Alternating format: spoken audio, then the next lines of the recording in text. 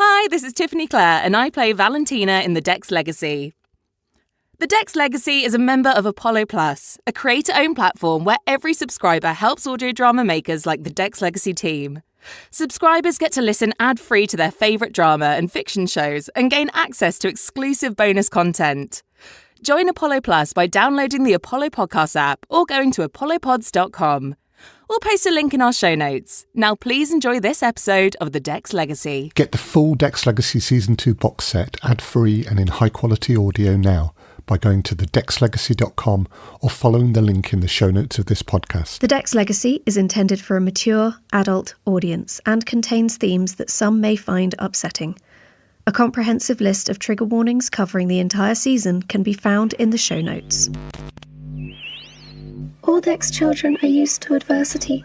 They have grown up balancing on the sharp edge between living and dying. They are fueled by fear and hope and loyalty. They are unlike other children. They are broken, invaded, hurt.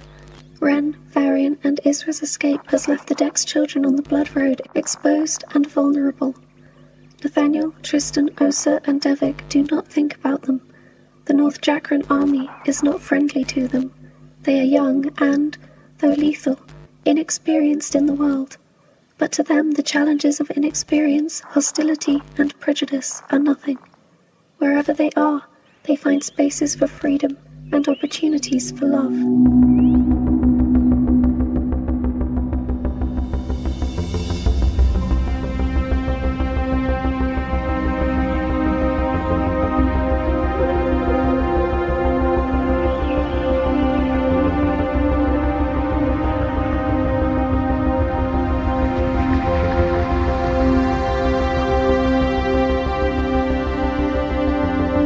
Listening to The Dex Legacy Season 2, Interlude 5, Major Problems, starring Stevie Skinner, Danielle Ellett, David S. Deere, Danny Scott, Reginald West, Raki Sharma, and Emily Inkpen, with music by Dr. Alan Stroud.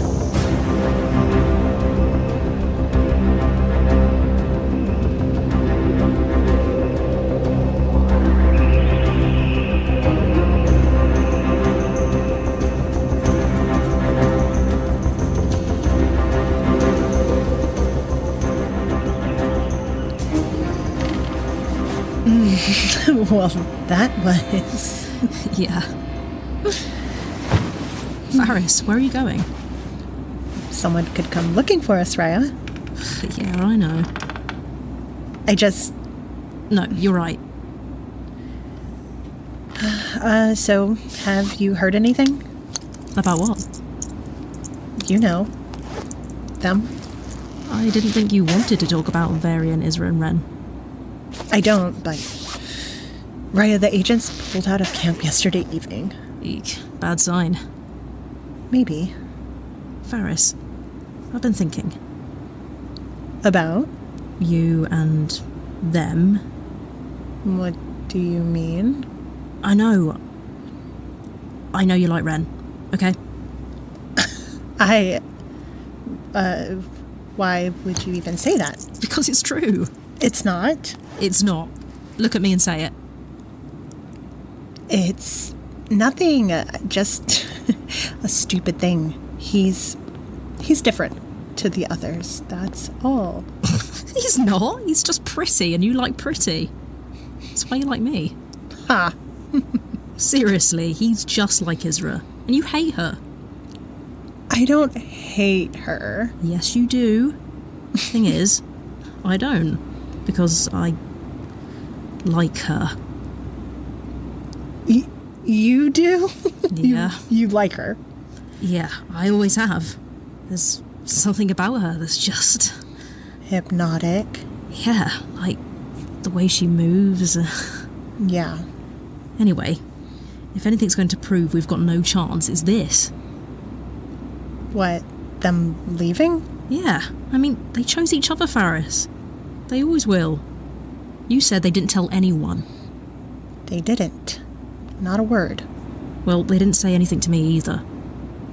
So, they didn't think about us. What's changed there? What's this about? Maybe we should focus on each other. You know, Stop thinking about them. Even if they get caught, we know where we stand now. I mean, we've never even talked about this before. I know, Faris. I'm just fed up of being lonely. It sounds stupid. No, it doesn't. It doesn't? No, Raya. I know exactly what you mean. When I'm out there, I'm meant to be protecting everyone, but... I mean, there's a reason I'm taking out the enemies around your section of mountain more than anywhere else. That's why? Raya! The others can look after themselves. I can look after myself. Sure you can. But I like looking out for you too. I just wanted to know if you felt the same. Sure. Why else would I shoot any Ateran who looks like they might be carrying anti-aircraft missiles? Do the Aterans have those? Sure. They're rough, but, effective. I take them out as a first priority. Oh, that's sweet, Faris. Didn't know you had that in you. Oh, stop. Yep. Hey, kids. I thought you should know I just spoke to the president. Varian, Isra, and Ran have been located. Okay. So, nightmare over. They'll be safe soon, no harm done. Yeah, I doubt that. Yeah, well, no harm to them, anyway. Okay, good to know. Thanks. Wait, located or caught? They said located. So they might still make it? Be careful, kid. I know they're our family, but remember who we answer to. Do you know what'll happen to them when they're caught? Nope. I don't get told the details, but they did say they'd go back to the island. So they're not coming back to the wall? Not straight away, no. You two doing okay? Yep, we're fine. All right. Get down on the ground for a bit, huh? Get some fresh air.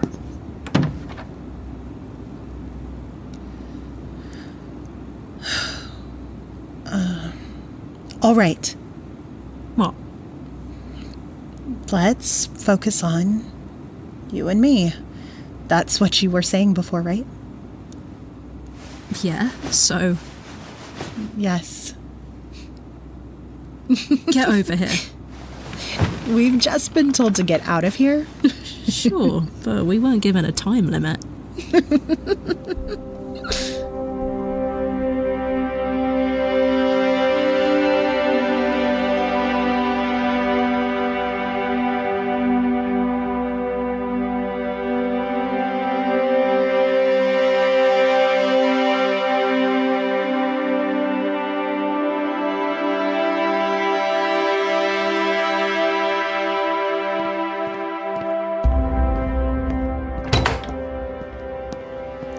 Ash, we were told you were all here. What's up? Hi, Ferris, Raya. It's Major Thrish, the North Drakon commander here. Varian, Isra, and Ren have gone. Those agents have gone. And he knows it, and he's pushing his advantage. What does he want? They've seen the same stuff we've seen, Ferris. The Aterans are gathering themselves below, and it looks like they'll be coming at us in the next couple of days. So what's the problem? He wants us feathering in with his troops. He wants to place us under his officers. Taking commands from them? During the battle? Ash, no. What can I do about it, Faris? Shiv? Haindos? Raya? You got any ideas? No doubt it would mean splitting us up as well. Dividing our forces. Call the president and ask him to step in. Varian, Isra, and Ren used to do it all the time. You make it sound easy, Shiv. I'm not them. Actually, we were just up on Angel City. Idris said Varian, Isra, and Ren have been located. What? They're back? No, they've been located. But they'll probably be caught. Even if they are, they'll be taken back to the island, so honestly, it doesn't matter. The president adopted them, but we're also his responsibility. By all means, Ferris, call him. And say what? Exactly. What happened when we first arrived? Major Thrish wanted us fighting under his command right at the start, didn't he? Little Princess had one meeting with him, and he gave us this section of wall to defend by ourselves. The worst hit section of the wall. Yeah, Isra walked in there, gave him the old Dex charm, and left him quivering in the corner. I can't do that. Shall I try? Go for it, big guy. All right. I shall go. If he splits us up, we won't be able to do what we do best. We'll be tripping over North Jakran soldiers every time we turn around. It's worse than that. We won't be able to communicate with each other directly. Only through their officers. No, Ash, we can't work like that. But what can we do, Raya? Varian, Isra, and Ren aren't here, and those agents clearly had some authority, but now they're gone. Did they say anything to you before they left? The agents? No. You? No. Me neither. Raya, do you think Idris would speak to Thrish for us? Or the President? He's Admiral of the Fleet, not a commander of the military. I doubt he'd be able to swing any weight down here with Thrish. I can ask him to talk to the President. Major Thrish is busy. Do you think that would stop Isra? I am not Little Princess, or White Princeling, or Varian. They were raised to walk through doors. And we're raised to knock and wait. Trust me, when you don't wait, you wish you had. I'll call the President. Communication request activated, President Dex. Ash, what if he doesn't pick up? He might not. He might be very busy with Varian, Isra, and Ren. That's how it always was. They were busy with Varian, Isra, and Ren, and Varian, Isra, and Ren were busy with us. With them gone, we're missing a link. Right now, none of them care about us. Connection request denied. Right. What now? Okay, look, what are we worried about here? That we'll be split up? That we won't be able to talk to each other during the battle? That we won't be able to fight properly because the North Jakran officers won't know what to do with us. You are right, Lady Shiv. How can a commander of normal people understand how to lead us? We are not normal. But we do need leadership, right? This could be a big battle, and I'm not a commander. I've just been picking things up since Varian, Isra, and Ren left. I don't know how to do this, so maybe it's better if we're among the North Jakrans, even if we're less useful like that. Ash, they're going to get us into stupid situations, and we're not going to be able to talk to each other to get ourselves out of it. We don't know that. Raya, you'll talk to Idris for us? Yep, I'll do what I can. Thanks. Come on, let's go and get some work done.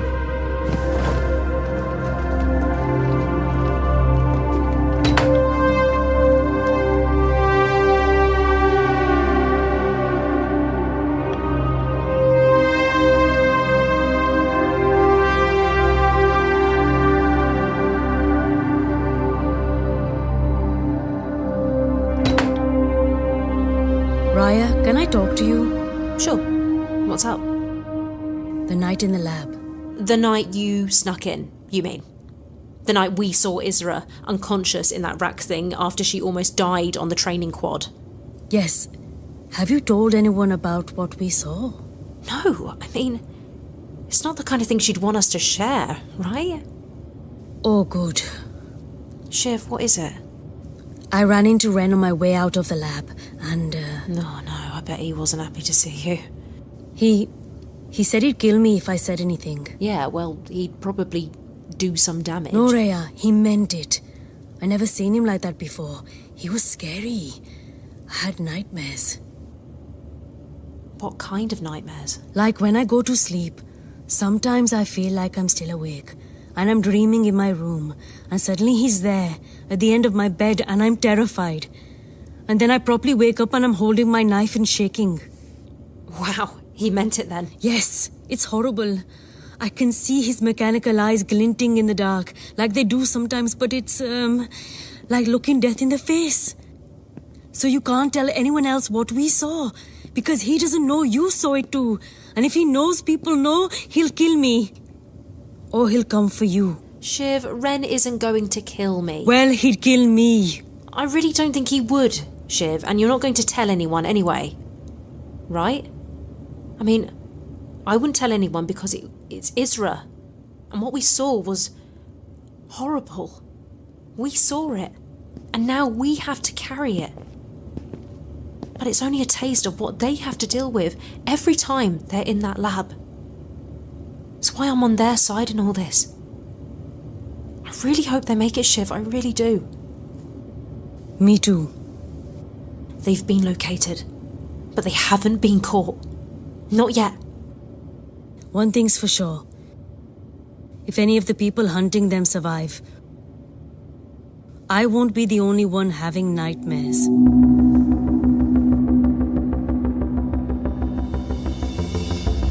In Season 2, Interlude 5 of The Dex Legacy, you heard Stevie Skinner as Raya, Danielle Ellett as Faris, David S. Deer as Idris Morroweather, Danny Scott as Ash, Reginald West as Haim-Doss, Raki Sharma as Shiv, and Emily Inkpen as Auto, with music by Dr. Alan Stroud. Season 2 was recorded at Orpheus Studio in London by Richard Campbell. The Dex Legacy is written by me, Emily Inkpen, and produced by Alternative Stories. If you enjoyed that episode, please like, subscribe, and leave a review. It really does help. If you would like to support The Dex Legacy, you can. Just visit www.thedexlegacy.com/support for links and details.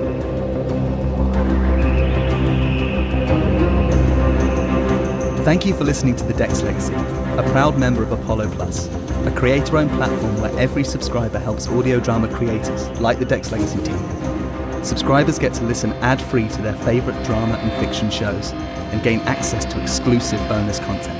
You can download the app from the App Store and Google Play by searching for Apollo Podcasts, or you can visit apollopods.com or follow the link in our show notes.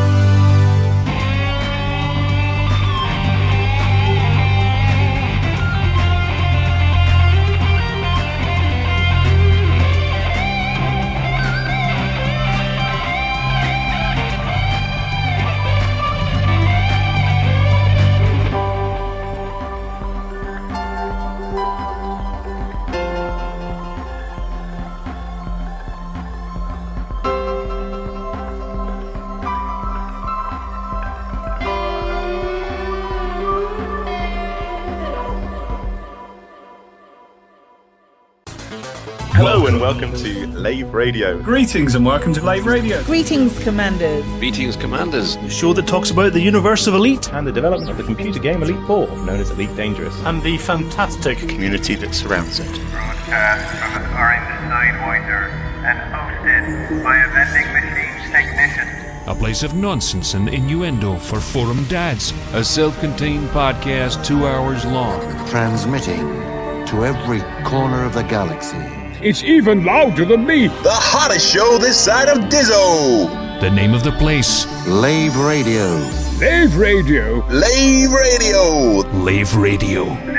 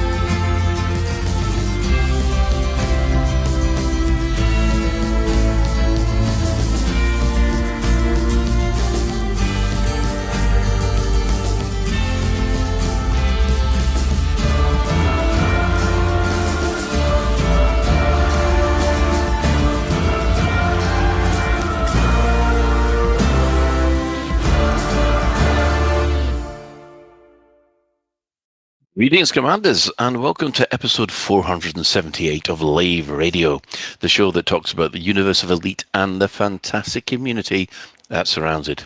I'm your host, Commander Phoenix Tafire, otherwise known as Colin Ford, the Chief Archivist of Lave Station, and joining me in the orange sidewinder bar for this episode, we have our Head of Health and Safety, Commander Edelweiss, otherwise known as Ben Moss-Woodward.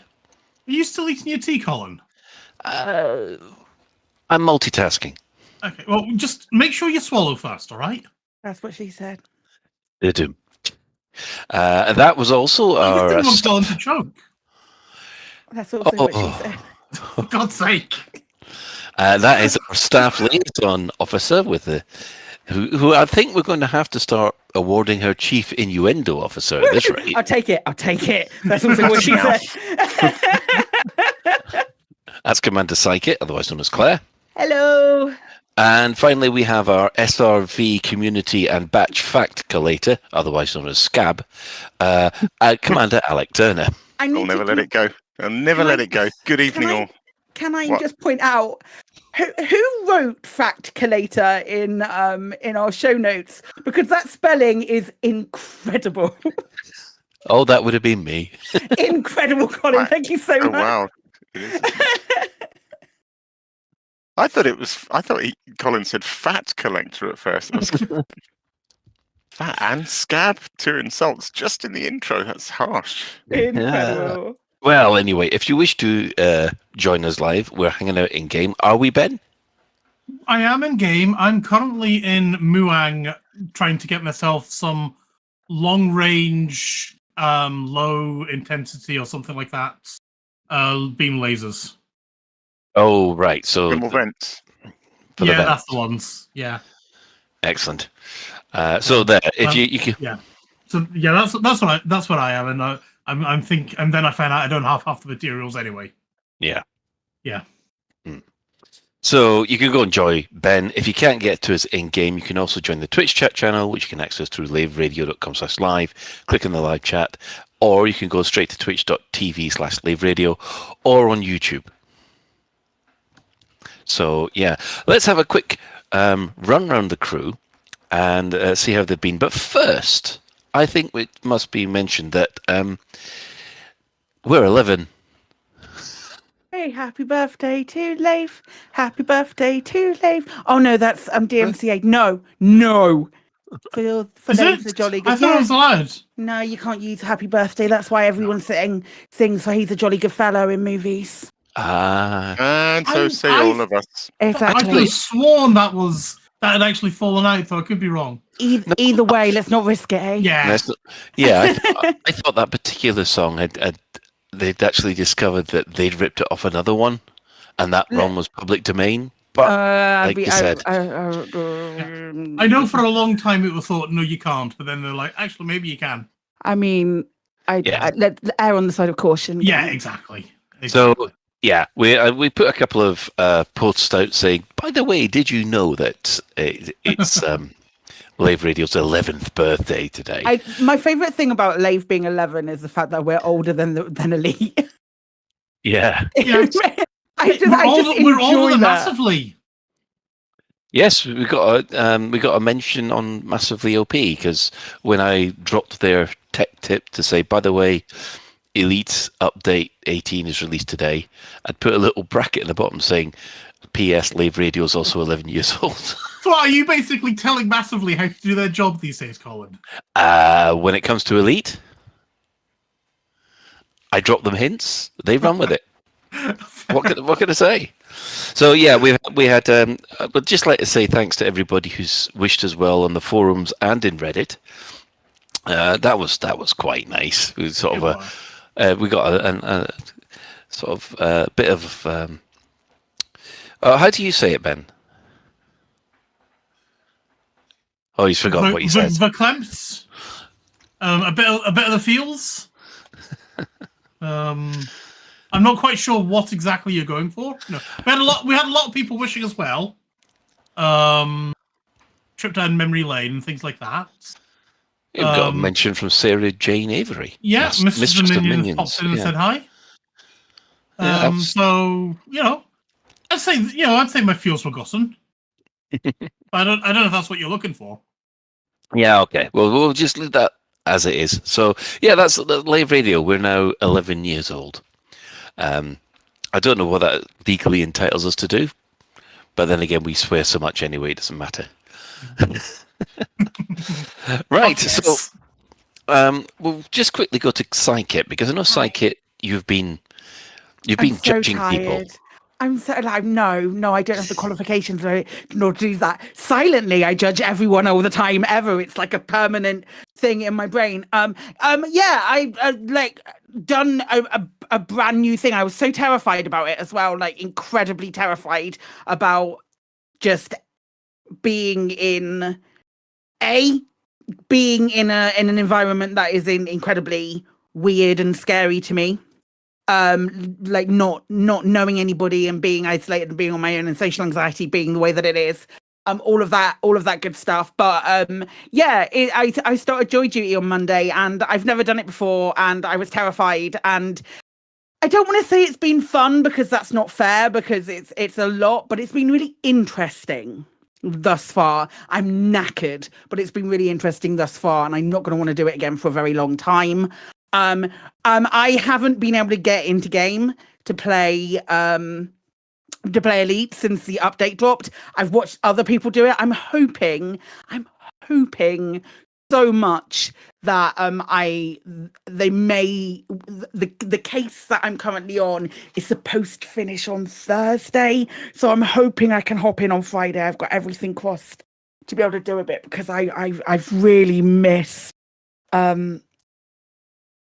the streaming sphere and all of that, and I know it's only been 2 days, but I feel like I've been like physically wrenched away from it through no fault of my own and through obligation. It's been really good, and obviously when I get home, I have to dip into Mass Effect, because I'm doing another run of Mass Effect. After I finished Mass Effect, I've decided to jump straight back in, but I'm following a guide this time. Not quite so much with everything, not like stipulating one by one, but just like recommendations of exclusive dialogue that you get by taking certain people on missions, that kind of thing. So I'm still playing it. I'm still looking at this guide and going, absolutely the fuck no, I'm taking Gareth on certain occasions. But it's been fun. I slept with Liara. I hope she's going to be all right when I break her heart. And not be too mad at me. I've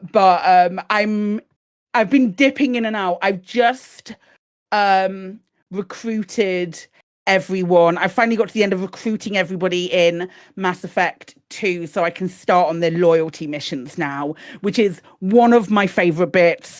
Like, all of the loyalty missions are like some of my favorite bits in the whole game. I think Mass Effect 2 on its own is a complete masterpiece. So just that game alone is phenomenal, and for it to be sandwiched in between two exceptional games as well. But I'm taking my time with Mass Effect 2 because it is beautiful, and and it's nice to sort of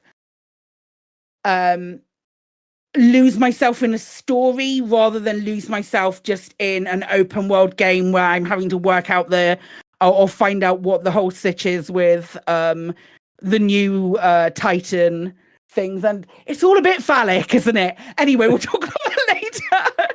But yeah, that's my week, I think. Okay, excellent. Yeah, I've got a bit of Mass Effect stuff myself to talk about. Right, we'll move on to Ben. What have you been up to this week? So gaming wise, most of it's probably been spent. Actually, I was revisiting GTA. Oh, really? Yeah, I was. Okay, you guys all know my feelings about engineering. Yeah, we'll leave that there. Yep. And I was like, trying to think about things, and I was doing some other stuff, and I was, and then I was like, you know what? I was like, I kind of fancied some kind of FPS, but I wasn't wanting Mass Effect. And then I was thinking, what do I want to play? And I was like, you know what? I want to actually go off and restart GTA. So yeah, I went off and I did that, and I'm having a blast.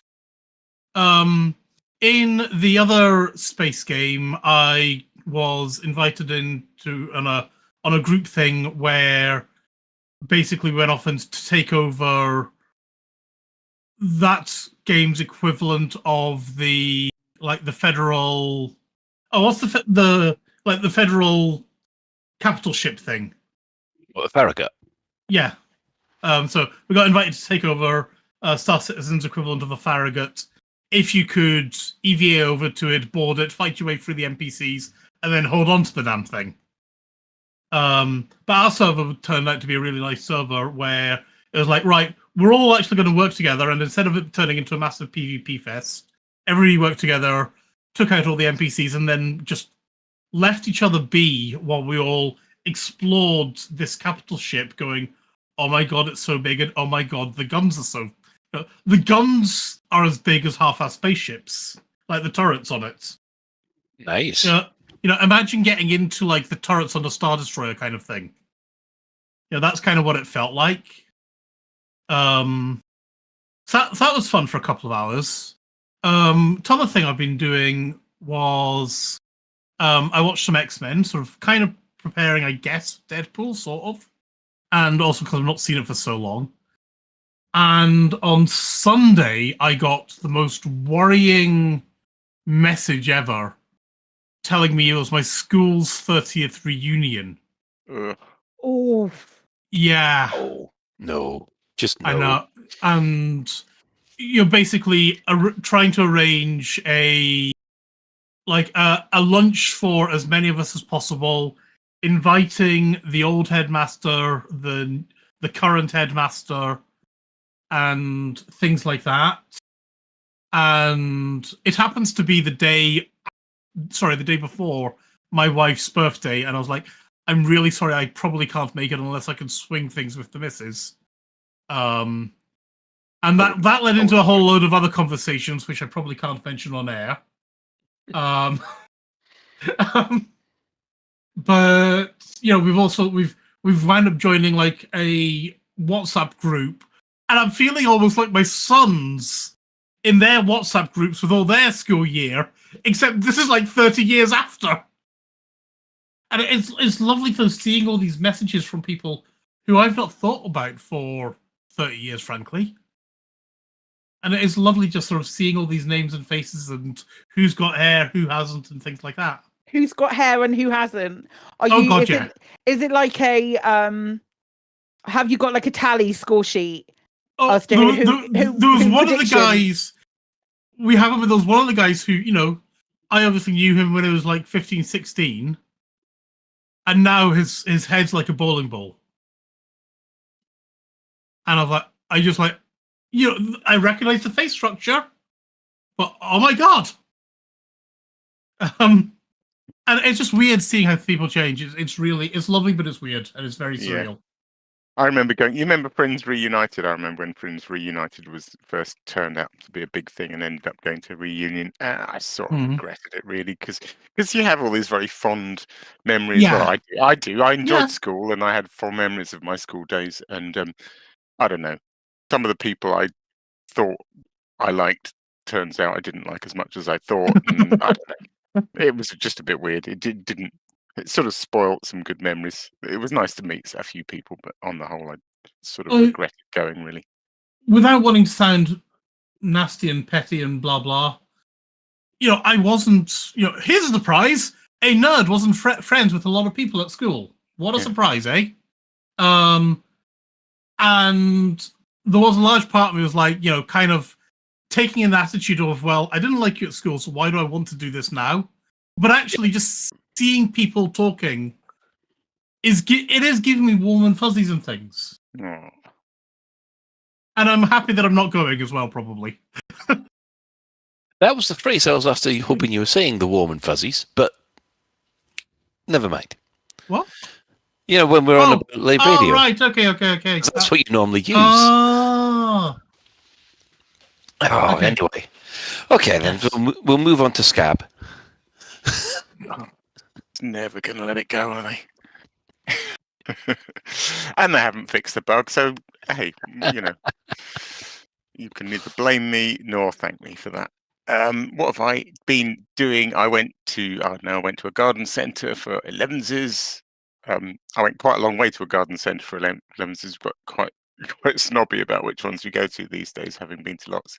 And their blooming cafes closed for 6 weeks for renovation, so it was disaster. Oh, no. Had a big family lunch on Sunday. Had my wife's family over, a nice big Sunday lunch, so that was great. In game, I dipped into the. I don't think I said this on last week's show. Dipped into the last Elite Dangerous adventure, the Echo of the Thetis, which was great. Fetus I is love in these. baby. What? Fetus is in an embryo. No, fetus. Fetus. not As in the episode. generation ship fetus. Ah. I do love these adventures. Not only they're really cool. Not only are there bits on their website, like little sliding block puzzles. I don't know. This one had some sliding block puzzles that I really enjoyed interacting with on the website itself.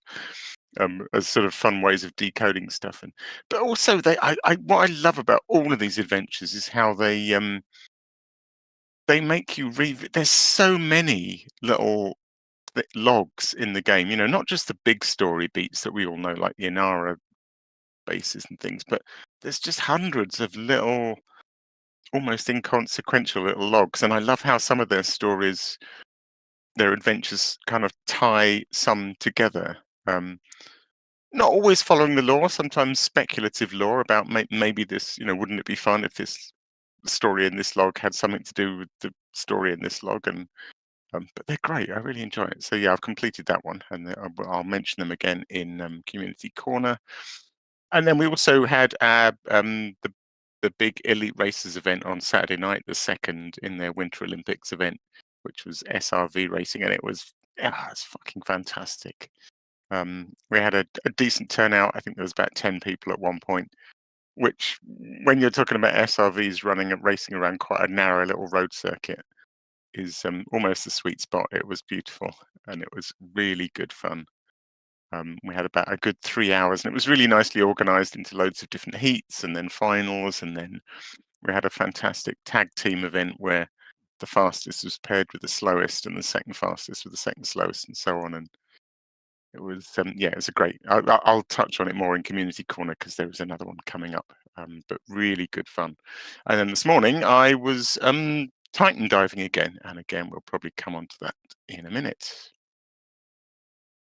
That's my week. Excellent. Well, it just leaves me. Well, I've done a lot of on-foot missions using the Eagle. Finally got the Gunslinger rank, so you can now call me the Riviera Kid. If you don't know who that is, watch Red Dwarf. Managed to get back to level 3 with Orisa and Power Play, so double thumbs up there. And in other games, well, I completed Mass Effect 1 as a soldier. That's the first time I've ever played as a soldier in Mass Effect, and it's a completely different experience. And I loved it. It did mean that I ended up with Tali and Liara all the way through, which, you know. You saying that like it's a bad thing? Oh, it's not. It is not. Hot. It is. Those are my girls now, and no, you're not taking them away from me. These are my girlfriends, and I want my girlfriends to be girlfriends. That sounds like me in The Sims. Yeah, the one thing was this is the first time I played through it with a new graphics card, so I was able to play through it in full 4K. And yeah, the glow up from the original is amazing. Yeah, I mean, like Psychic, I've just started Mass Effect 2 now, using this character, and yeah, it's vast improvement over what I remember from even the previous playthrough. So I was quite taken with that. And then finally, I did a bit of update 18 this morning, a bit like Alec, but I never got to the. I've got my ship armed and ready. I just haven't gone yet. You see, what I did is I did a little bit of practice. So Monday morning, I thought I better just go back to the Titan to see if I can remember how to do it. And it turns out I couldn't remember how to do it. And so I was just, I needed a bit of practice to remind myself how the hell to manage all the different modules and things. Yeah, I've got the same thing because this is going to be the first time I'm doing this with the new X56. So my muscle memory's all over the place, and I can't remember which button does what outside the standard one. So, you know, for activating the jammers and all that kind of stuff, I'll probably die a couple of times before I even get close. But actually, the funniest thing when I did it, and like pros would have pissed themselves laughing if I'd been streaming, was I forgot that the caustic sink, which I obviously have fitted to, to deal with the maelstrom itself, I forgot that it just deals with all caustic. So when I was at the Titan and I got attacked by a scout or something and ended up with caustic damage, I panicked and I started running and trying to overheat my ship and boiling myself to 250 degrees and things like that. And I got down to 5% hull before I realized that my caustic sink was just happily dealing with it. The problem I've got is I've just got enough caustic sinks to get in and get out. If I am stuck, if I'm attacked halfway through what I'm doing, I'm done. So yeah, same here. Yeah. Right. Well, I guess we'll move on to the development news. Well, what have the devs said this week? Not much, really. It's been quite weak. Yeah, well, okay, but enough of that mucking about. Update 18 arrived on Monday. It took me absolutely ages to download this one. It was a massive 30 gig, and wasn't it was huge. Ironically, it didn't do much to the actual size of the installation, though. No. Stories vary, but mine added 300 megs to my install. Yeah, but what I'll tell you, one thing it has done, I've noticed a noticeable update to my frames per second on the Odyssey stuff. Maybe it won't crash OBS for me anymore. I have heard this from several sources that there's maybe some snuck in some performance improvements. Yeah. They said that they were no longer going to be putting performance improvements in. Yeah, in the show notes, rather. If you make a good one, it seems worth shouting about, doesn't it? But anyway, never mind. Yeah.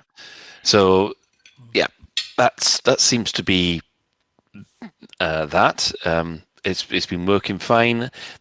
There has been one issue which we'll probably touch on later. So instead of having everybody go through the entire notes, we'll just let the crew choose one or two highlights. So, Alec, you're quite enthusiastic about this one. Which one do you want to highlight? I've marked my highlights. I'll go with two. I had marked three, but I'll go with two. My favourite highlight was introduce gravity well cockpit message to replace slowdown when travelling at excessive speed near celestial bodies. Wow. I mean, I fell off my chair when I read that. It was, for those that know, That's been a thing that has baffled people for 10 years. And the idea that a developer should just suddenly, after 10 years of people going, what the hell is this slowdown thing, just suddenly decide to fix it? Wow, extraordinary. The thing with the slowdown, I have my theory on slowdown. So some people, actually most people, consider it's a bug or a fault, and some people say the space shouldn't be there, and that it's not an instruction, but like a warning saying you're encountering a slowdown effect, rather than it telling you to slow down. Yeah. Yeah, my sort of theory is that it sort of assumes that the thing you're near that has a gravity well is potentially the thing you're trying to approach. And on that assumption is sort of saying, it was a very early thing in the game that's been there forever, and it's just saying, slow down, because if you want to stop here, you're going to shoot straight past it. Yeah. And I think it was just a sort of poorly conceived, slightly weak message, and then kind of particularly offensive. Anyway, people have got used to it being a sort of less of an instruction and a warning, and so they've just changed it accordingly. So that's one. I mean, it's not a biggie. It's just a bit of text, but somehow it's delighted me greatly. Let's see. My second one was, this is just a lovely little, I'm going to say it, quality of life fix. What's happened to you, Alec? I know. The route set on the galaxy map will now be correctly recalculated after reloading the game. I mean, it was easy to work around. If you were on a route and you quit, you just open the galaxy map and then close it again. But I'm interpreting this. I haven't actually tested it, but I'm interpreting this that you don't even need to do that now. Yes. Excellent. Good job, Frontier. Yeah. Ben, what about yourself? If you've had a chance to look. I have looked, and nothing particularly grabbed me. I mean, there's a bunch of nice little things, like the no longer being assigned murder crimes for dealing non-hostile damage to people. But that kind of, I was going to say that kind of made me think. I was like, Claire probably cares about that more than I do. But what I actually appreciated more in many respects was Paul's little comments. And for example, with that one, he's like, time travel justice is just too much work, and he's not wrong. I wish he'd. When Sally went off and made her things orange. Yes. I wish Paul would make his little asides orange, just so we know what to look for. It just allows me to, it forces you to read through the entire note. Yeah, that is true. So, I mean, I enjoyed Paul's little asides. And a bunch of the things I was like, okay, that's nice, but nothing that kind of grabbed me and shook me around in terms of my day-to-day gameplay. Fair enough. Psyche, have you had a chance to look through? I've had a look through them. I'm kind of the same, honestly, the same as Ben, really. I enjoy seeing grammatical errors mentioned, always. Always, I enjoy seeing it. I can't use grammatical correctness at the moment because I'm so asleep. Why use words? Words are things. What was the thing? There was something about Thargoids being drunk somewhere. It was another Paul comment. I like Paul. Paul's a good egg. I like him. Yeah. It's the Thargoids have had their alcohol levels adjusted and will now consistently exit from spires without jittering or rubber banding. Oh no, this is a different one. Then Thargoids have had their optics adjusted so that they don't see you at far distances. There we go. Yeah, that really was good. useful.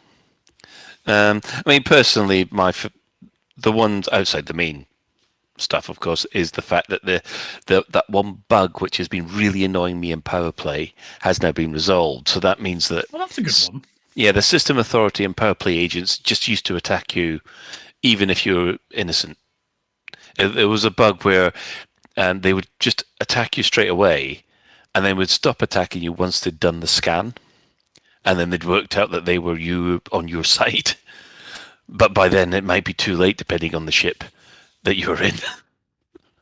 So yeah, I'm glad that one's out the way. People have been complaining about that since update 17. So That's my highlight, and the fact that also they've sorted out disappearing shadows in VR. That's useful, because I must have. Yeah, because the other day I was in the headset and I don't know whether it's my age or whether it's a problem with the game. I didn't know whether my eyes were failing or whether or not it was the hardware. Thankfully, it's the hardware. So yes. Are you 100% certain on that, Colin? I mean, there's always cause of doubt. Thank you. I know it's You're my welcome. birthday. I know it's my birthday next week, but geez, nope. Right, another year round the sun. Oh dear. Anyway, so yeah, lots of stuff has gone in. The other thing we have to mention is that Frontier Unlocked. Sorry, Colin. Go on. Jump in. I had one question on patch notes before we move on. There was one I just wanted to ask chat and/or the crew about, actually. Caustic sinks will now drain existing caustic one at a time.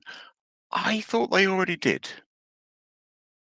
Yeah, I thought they did as well. I don't remember ever seeing, like, if you're carrying multiple caustic sink launchers, I don't remember ever seeing them all drain simultaneously. So that one sounds like something for you to science when you dive in. Well, I mean, if I science it now and it does drain one at a time, I can't prove that it didn't used to, if you see what I mean. Oh, anyway. You mean if you've got two separate caustic launchers in the... I used to have a couple. Oh, right. And I remember thinking, I'm going to have to manage this jolly carefully, but I didn't. It just drained one, and then one would fill up, and then you'd eject that one, and while you were ejecting that one, the other one would start filling up. It all. Oh no, I know what this meant is if you had got two separate ones. I remember having to disable one because it would drain both at the same time. Really? Yeah. I didn't have that. I never had that problem. Oh, interesting. Well, just guess I'm unlucky then, because Can I ask another question actually about this? Go on. Can we get, or do we even need multi-sinks or something like that deal with both your heat and your caustic? What do you mean? You can't buy a single heat a single sink launcher which has both caustic. Do you mean like the multi-collector adapter? Yeah, I was thinking I know you can't, but you can't, you know, and we don't is really that something, need it. Don't we? Nah, be OP as fuck, mate. Well, we're kind of going down that route anyway. No, you don't need it, honestly. Because you can just burn off the caustic damage and then just use a heat sink instead. Do you know what I mean? Yeah. So yeah, just something I was thinking about, especially when dealing with the Titans, you're trying to get rid of caustic damage. You're also trying to get yourself as cool as possible. It would be nice if you had an enhanced caustic and I think that cooler or something. That's sort of like that. I hear you. I quite like that. It's a great idea, but it's kind of also that's the you're then deciding on what sacrifice to make. Does that make sense? That's your the choices, maybe. I don't know, for the optimal performance. I feel like I've got like I tend to have enough space to put one heatsink on and then a couple of caustic launches, so it doesn't really. I feel like we have plenty of utility ports on most ships to be able to accommodate both. And then when we don't, I'll burn off the caustic instead. Like on a Mark II or something, I'll just burn off the caustic because it's easier. Yeah, I was finding they were quite tight for caustics, but then I usually want I want this scanner, I want that scanner, I want to be able to check people for the bounties. I want to do the I want to do all the things. Yeah, I have to say nothing has quite tested like that sort of balance of loadout, like trying to get to the milestone, particularly if you're doing it in something. Well, I'm doing it in a chieftain, so it's a real juggle between power and modules, and I quite like it. I like that as well. I think it gives it a cool dynamic. I know. I've been chatting with people who have been doing like some of the new Titan stuff already, and talking about what's the most the optimum builds and things like that, trying to come up with a meta build at the moment, and there's always a sacrifice somewhere, and I really like that. That's the thing.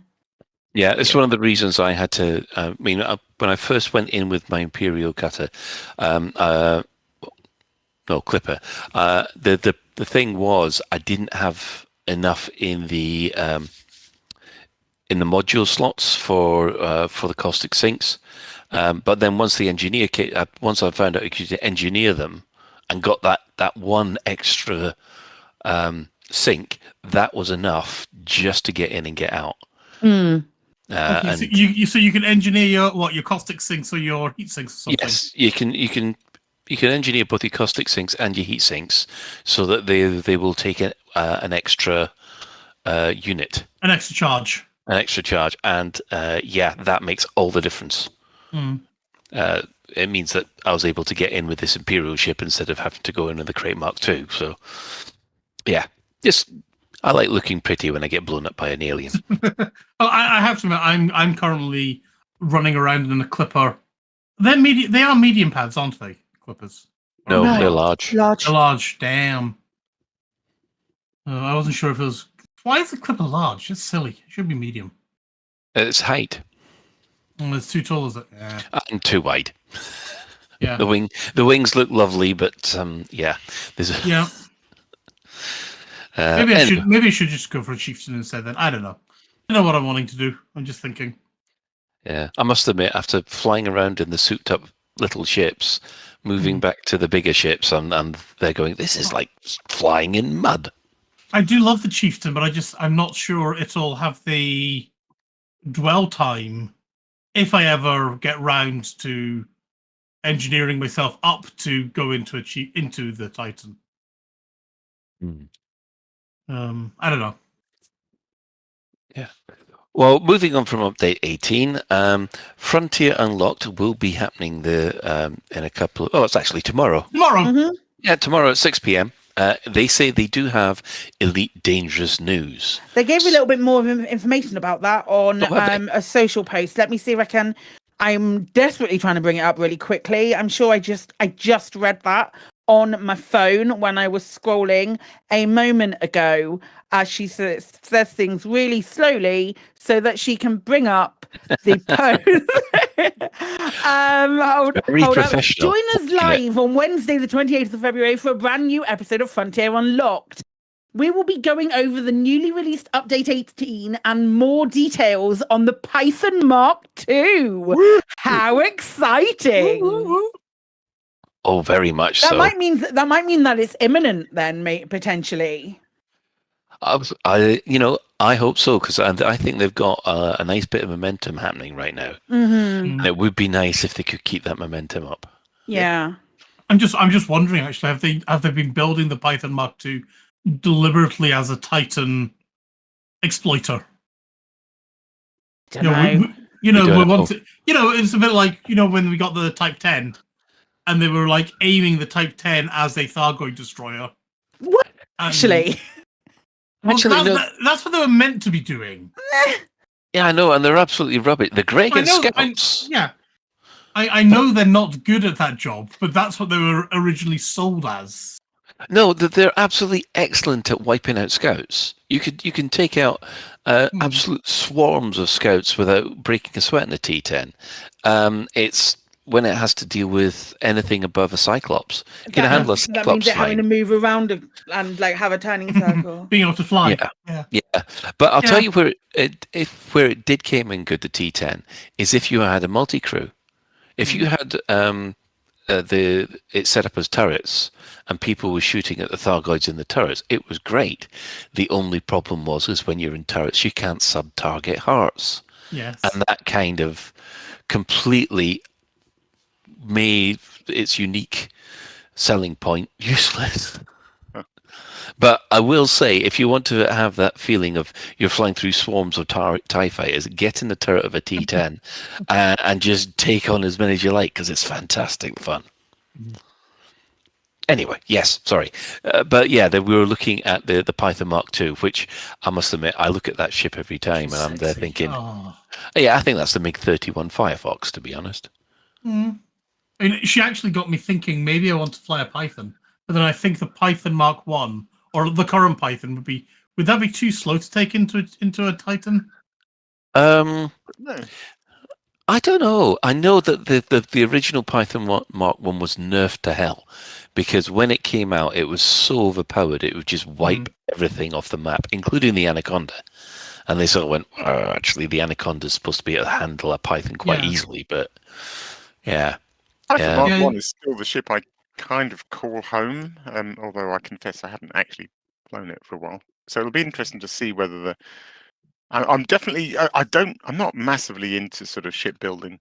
I tend to sort of do good enough and then just head off in it. But I think when the Python Mark II comes out, I might really sit down and build it properly, and engineer it to the nth degree and see if I can get a really good one. I mean, to be It looks fair, great. I mean, I use a Python Mark 1 for all my power play stuff. Yeah. Except when I'm going, actually attacking another power, then I'm in my Imperial Courier. Do we think? Go they're on. going to rename the Python? We've gone right off topic, haven't we? We think they're going to rename the original Python to the Python Mark 1 now, or is it just going to be the Python and the Python Mark 2? These are the questions that we need answered, Frontier. I think it's only fair to call it the Mark 1. Yeah. Yeah, I think so. Yeah, I think Mark 1. Because I don't know what will happen, but I'd call it Mark 1. This thing, it does look like it's... I don't know, it looks too sleek to do the same job. Yeah. But yeah. Will it still be medium pads? That's the question. Probably. Yes. I don't think it's going to be that different. Well, actually, when you look at the size of the cockpit is exactly the same size as the Python Mark 1. So if you go on the size of the cockpit, that looks like a same size. To me, it looks to me like it's a Python Mark 1 that's been slimmed down a bit, made the engines 10 times more sexy, made it look a little bit more evil, and does it have bigger guns? I'm not sure. No idea yet. Do the guns just look more in your face? Oh yeah, we don't know. We haven't got any. We don't have any. We've had no specs for it. Yeah, we've not even had the size of the ship or anything like that. No. Well, we can guesstimate the size of the ship from the cockpit. I'm going to assume it's medium, but we didn't have anything. DJ Wiley's saying in chat that he thinks they said it was large, but I don't think. I don't know. I don't think that we've had anything. I'm just looking at the press release that we got, because I do have that really close. It literally just says we had 4 new ships. And one of the 4 new ships coming. One of the new ship variants is the Python Mark II. Either way, it looks epic and looks evil and looks sinister and looks Yeah. Maybe we'll find out more tomorrow. I want it. Well, they've promised it, so one can only hope. Right, let's hope so. So at least we've got plenty to talk about next week. Why is it they do these? They do these things. I mean. It's a Wednesday. We're just going to have to live with it now. Frontier Unlocked is the last Wednesday of the month. We're just going to have to deal with it. Frankly, it's better than a Thursday for me, because at least on Thursdays I'm on a bus. Potentially, if we have no news on that Tuesday before the Wednesday, we can take a week off and it's fine. Very true. Right. Well, we'll move on from all this excited new ship talk to the community news, and I think it's time to hand over to the community coroner. Community coroner. Community coroner. Oh wow! Hang on a Good second. game, mate, innit? Is it just me, or is Ben's ears completely and utterly gone? Because he's called it a fetus already, and now it's a coroner. If you say fetus and you say coroner, then that's on you. He needs a good syringe, does our Ben. Where? Ears. Nah, I'm going to leave that open to interpretation, mate. Meanwhile, Alec, would you like to? First up, community corner. I think we might have covered this, but I did see Ascorbius was having a second round of promotion on his Elite Dangerous, the collision event video. I think it's been a few months now. I think we might have called it out, but anyway, do go and watch it. He put an enormous amount of work into these videos, and they really aren't getting quite the attention they deserve. Next up is conveniently, I have one of these every week now. It's Tuturi's Elite Time. And this week he is looking at getting yourself a Guardian FSD booster, which is a fantastic thing to go and get yourself. So it's a little 6-minute guide to everything you need to know to go and get a Guardian FSD booster without grinding. Although there is, don't tell anyone, there is a quick relog that he sneaks in the middle there, but he also berates himself for doing it. So there you go. Oh, and interestingly, there's a pinned comment on this Guardian FSD booster video asking for suggestions of what people would like to see him cover next. I suggest you get in on that because actually these guides are great. And if there's one little thing that you always thought a good tutorial video could be made on, then let him know. Next one is finally, I've been waiting for this. It's something we haven't seen. I shouted out months ago, actually, but Commander Meek has been making this series of videos called Journey to Sol, and I think he started out way out at Beagle Point or something, and has been making some really nice 4K Elite Dangerous cinematics of flying back towards Sol. And this is, I assume, the final part. It's called Home. It's lovely. It really is. One of the things I really like, I think more in this video than the others, if I remember, is, you don't see it always, but there were some shots in Interstellar, in Nolan's Interstellar, where the ship was tiny. Like you'd have a massive ringed planet, and you actually had to look quite closely, and there'd be this tiny little ship making its way across. And I really like Commander Meek's Journey to Sol, that he's not afraid to really let the camera be way back, and so you have to sort of almost search the image to see the trail of the ship. But the majesty that it brings with it is really incredible. How's he actually able to do that? Because I thought there was a problem where you couldn't get the camera far enough back to get some decent. Good question. In space, can you do it in space, but just not when you're on the ground, or does it maybe you get somebody else to film it? I don't know. There might be a there you go. there might be a ship launch fighter used at some point that could do it. I don't know whether it would have the thing underneath. Maybe. No, you could do that because it's a 10K range on the thing on the ship launch fighter. So you could take the ship launch fighter out 10K, then move the camera away from go to the external camera on the fighter, then move the camera so you don't see the fighter, and get the rest of the shot in. That's how you could do it. Yeah, that would do it. But anyway, clever way to do it. Maybe, yeah. There's some lovely cinema in that. I have to shout this out. I think we mentioned the trailer, but Spatula 007 is back with his Thunderdance. It's a half-hour James Bond movie set in the Elite Dangerous universe. I mean, it's quite a thing. I guess how you react to it is dependent on your feelings on the sort of the general James Bond kind of themes. It's just the name Thunderdangus. Thunderdangus. I mean, just the title sequence alone, and Takoso wrote the theme music for it, so it's a full-on proper Bond theme tune with all those classic sort of Bond opening credit visuals. It's quite a piece of work.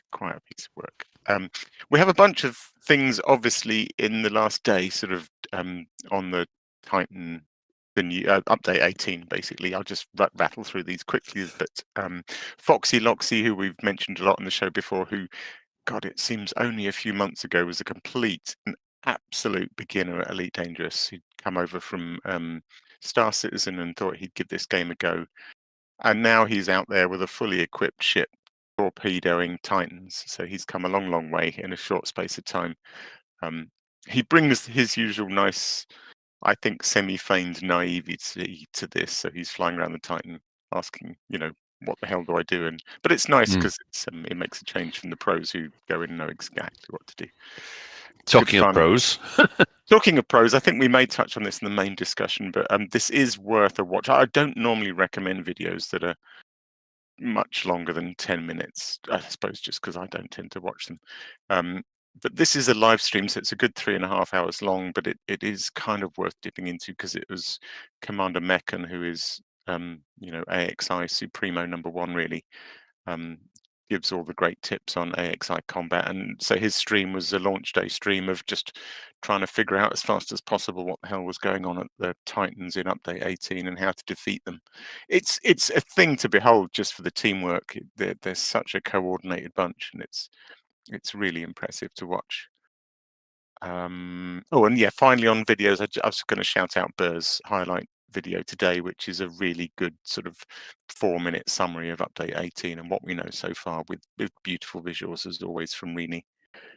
Well worth a watch. And then a couple of things that aren't video related. Elite Dangerous, the French adventure website, has a brand new adventure coming out this Friday called the Damocles Hijacking. That sounds good. Yeah, I'm sure it'll be excellent. Again, I wanted to also shout out, I've mentioned DD Copilot before, which is this sort of fantastic virtual cockpit assistant, really heavy on kind of voice control and sort of spoken text. Some of the best sort of text-to-speech stuff I've ever heard, but it's just jam-packed with features. And there is a Patreon, and the developer Razafrag's been wanting to do something for the Patreons kind of as an exclusive for a while. So he came up with a new exobiology mastery feature, which has been available to patrons for a month or so now. I think it's really good. It does things like so it sucks data out of the Canon site, so it knows right down to the locations of specific samples of exobiology. So when you fly down to a planet, it can literally pop up a guidance computer that points you at sample number 1. You know, if you want a real no-brainer to exobiology, you know, there's an argument to say that takes the whole point of exobiology and the exploration aspect out of it. But fine by me. If you just want to do a roads to riches on exobiology, you can ask ED Copilot to, you know, go, and it will direct you to the first planet. And when you get to the first planet, it will give you a big arrow that points you to the first plant. And when you scan the first plant, it will give you a big arrow that points to the second plant, and so on. But it's got some really good features in it, and he's constantly developing it. And that is coming out of Patreon exclusive. I was going to say soon, but I popped into the Discord to ask him when, and he's decided to make it live right now. I'm going to say especially for us. Oh, amazing. Nice. You say turn it into a no-brainer, but after playing and comparing games developed or released at least in 2023 versus games released and developed in 2010, is it a no-brainer, or is it just taking it into modern-day development? What are you trying to say, Ben? Are you trying to say that I'm trying to say that every game these days holds your hand. It's like literally, that's a good thing. It points it's a good you thing. at it's a good the thing. It's a good plant you thing have to pick up. because games are for everybody, and some people might struggle. I'm sure you'll be able to turn off those tooltips if you so wish. A lot of games have tooltips that you can turn off if you want to go out on your own and put on your big boy pants and show how much better you think you are than everyone else. But for the other people who struggle, that's why the tooltips are there. And it's not actually the tooltips. The other thing I will say on this, Ben, is that obviously it can only point you at the things that have already been discovered. So if you're going out doing proper, I'm doing air quotes, although you can't see it, proper exobiology, where you're looking for that first discovery bonus, then this tool ain't going to guide you down to those because it doesn't know where they are. It doesn't know where they are. So, you know. Now, where I'm actually noticing this is comparing Baldur's Gate 3 with Divinity.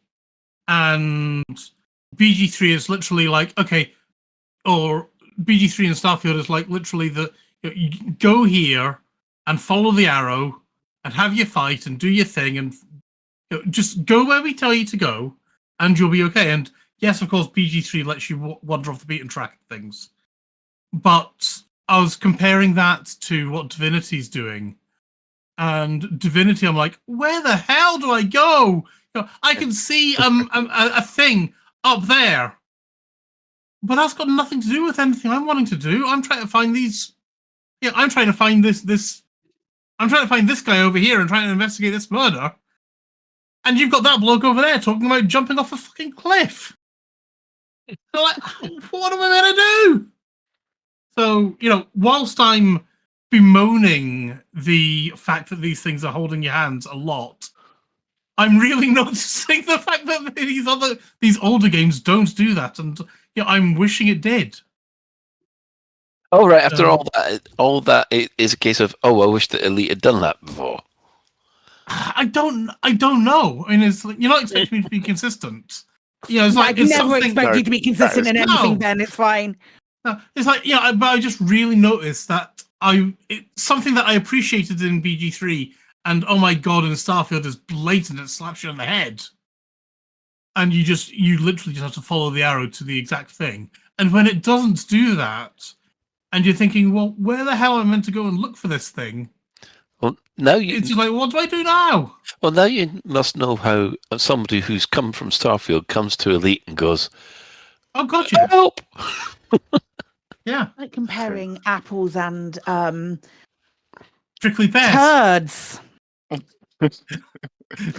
I'm not sure which is which in that example. Yeah. Starfield is the turd. Fair enough. There we go. Right, glad that's clarified. Just a clarification. Anyway, let's steer this. What's this about elite races? What's this about elite races, Alec? Oh yes. Last thing in my community news was I mentioned it in my intro, but the elite racers had their second Winter Olympics event, which was the SRV racing. There were 3 events. There was SRV Cross, which is basically us all zooming around the road tracks inside the city. Skur came first, Shay Blackwood came second, and I came third. Hooray! Nice. Woohoo! Then we did the cross relay where we teamed the fastest with the slowest and the second fastest with the second slowest, and so on. So Shay Blackwood and Tobias von Brandt, who's organising these events, came in gold. I partnered up with Sulu and we came silver. Yay! And Crank Larson and Walter Wall came third. And then we did the SRV rally, which is a 15-kilometre cross-country, 4 pips, 2 engines, and fly your way across the snowy landscape. Skur came first, Shay Blackwood came second, and I came third. Yay! I've thrown a video link in here. Not come first. Sorry? Does Skur ever not come first? Well, he didn't. Oh, he didn't feature in the cross relay because I think he videoed it. No, he's pretty. I know much, he's very, very good. He's extremely good. I mean, Skur is the guy who circumnavigated Pamesh 2C in an SRV, and that for me will always stand as the most extraordinary achievement. That is wild, actually, thinking about it. Yeah, it's nonsense. It really is quite extraordinary. I've thrown a video link in here as well. It's a little video I threw together of just one of the events. I've sped it up and I've stuck a high NRG soundtrack on it just to give you a feel of what SRV racing is like with a bunch of people. It's a hoot. And to say next time to put the Benny Hill theme on it. yeah. I've included warts and all, so there's lots of me crashing into barriers and watching Shay Blackwood disappear into the distance when I was so close. The next week's event will be on the 16th of March. So these are running every 3 weeks. So this will be the 16th of March. And we are going to be doing, the events haven't been entirely planned out yet, but it's going to be an SRV and on-foot agility event, including tower climbing and parkour. That's what I'm looking forward to. Should be good fun. More about it when close to the time. Can you shoot people while they're doing the course? Probably for a laugh at the end. What we tend to do, but certainly with the SRV racing, is we've done it a couple of times now. We'll have a race at the end of the evening where we basically shoot anything that moves to basically aggro the base so that there's skimmers coming at us small directions, and then just race around and around the track and do a sort of last man standing kind of thing, which is always good fun. So I'm sure there'll be stuff like that happening. Excellent. Right. There we go. Community news. Well, if you've got a community event taking place soon and you'd like us to shout about it across the airways, you can always tweet the crew at Lave Radio or email us at info@laveradio.com. So, and then Alec will pick it up and add it to the list. Well, we'll just quickly touch on the in-game events which have been happening this week. Well, There's only really been two. We've got the 21st of February. Winters has paused her inaugural ceremony after the Rhea disaster. Now, obviously, this is her home planet, which has been absolutely devastated by earthquakes, and including she's lost a lot of family and stuff like that. So she's turned around to the Senate and said, is it all right if I sort everything out here for a little while? And I don't know, maybe sometime mid-year we'll go ahead with the inauguration.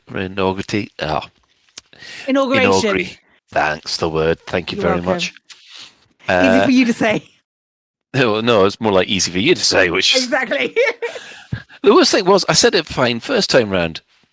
Yeah, never mind. So yeah, maybe we're looking. Actually, if somebody went off and bombed like the Prime Minister's home the day after the general election, do you think the Prime Minister would actually be allowed not to step in when they're meant to? No, I don't think they would. But the only issue with that is that they're not relying on a game update. Yeah, either Keir Starmer or Rishi Sunak will just say, I don't know. I think I'll just spend the time in checkers. The absolute wash of like pure devastation that fell through me when you said either of those two names. Yeah. Yeah, obviously, I mean, I know what it's like to lose somebody. It completely sucks. And the idea of doing a brand new job, let alone a critical job like that, I just can't fathom it. But yeah, it just got me thinking. Sorry. Yeah, unfortunately, we're the main reason that this is the case is they're trying to story beat the update. Unfortunately, that doesn't necessarily mean it's steeped in realism anymore. Oh, Alec, I've got Gravity Well on my screen. I had it. It's gone now. Bet you would, Brett. I was excited. I was excited. Good. I was excited, but it's gone now. Well, obviously that was the 21st. The next one was yesterday, where it came out with the update 18. It says, target the Titans. Guardian nanite torpedoes have now been released. And that went into a whole load of details about it. So again, we'll be talking about that in the main section. Right. Well, as far as the Thargoid War itself, well, the Thargoids are actually really stepping up at the moment. There are currently 48 systems in alert, 28 invasions. There's now 535 controlled systems with 10 in recovery. Now, there's only been 1 alert and 4 invasions stopped so far in this week. So we're probably looking at almost 600 systems controlled by the Thargoids next week. That means they've doubled their control system in 2 months. Stop slacking, people. Nah, they've moved some sliders, haven't they? Oh yeah, they've moved some. I think one of the things they've done is that sampling alerts doesn't work as well as it used to. And I don't know about you, but I can't solo an Orthrus. So you're going to have to team up to get rid of Orthruses, and I think everybody's having too much fun in invasion systems, or whatever they're doing now. I think it's gonna. I think we'll have a better picture going. Like I was gonna say going forward, then, and I nearly shot myself in the face. We'll have a better picture of what the situation is when we get the Thugs Day tick. I feel, and then people can have their fun now in the next sort of like 4 days, and then come the Thugs Day tick, we'll have a better idea of where we're sitting with that now. There's probably like some data analyst like chomping at the bit for Thursday. Oh yeah, Mr. Doncaster will be there going with his spreadsheets. He'll be ready. He'll be ready. I mean, forget Eve. We're on about.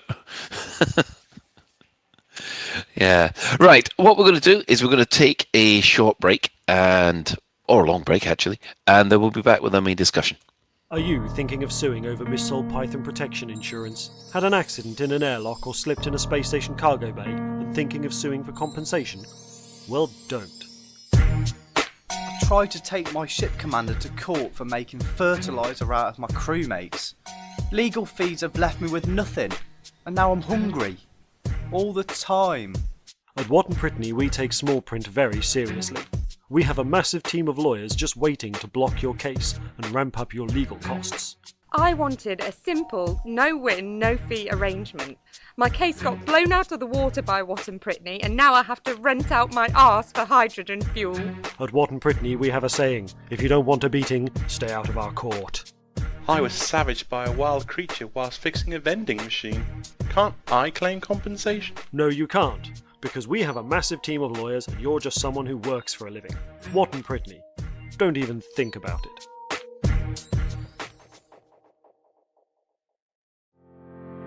Have you been affected by Azimuth Biotech's provocation of the Fargoid Menace? At Turner & Fig, we're ready to pursue claims against Azimuth Biotech as part of our class action lawsuit. My son has started worshipping the Thargoid god and keeps bringing home human sacrifices. Am I entitled to compensation? Yes, you are. My daughter was aboard the Bright Sentinel. I keep calling Azimuth to find out where she is, but I always get their voicemail. Thank you for calling Azimuth Biotech. We're sorry, but Salvation is not available. Please leave your message after the tone. Am I entitled to compensation? Yes, you are. I was selling escape pod occupants into slavery, but now Thargoids keep taking the escape pods instead. Am I entitled to compensation? I suppose so. Thousands, maybe millions of people are due compensation from Azimuth Biotech. Contact us today. Turner & Fig, cleaning out Azimuth Biotech for a huge portion of your compensation.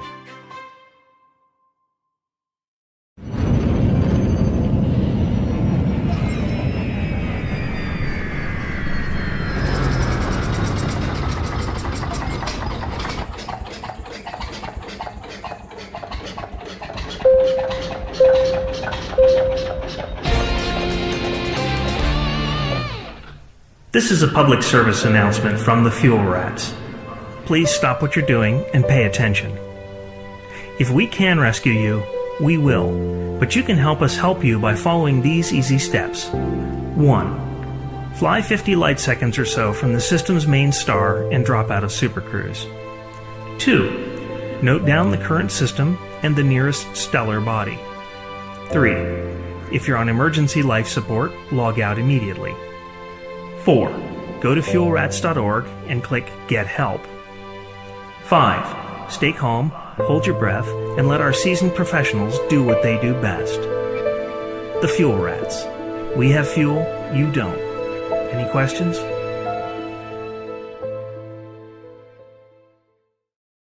Is your life like this?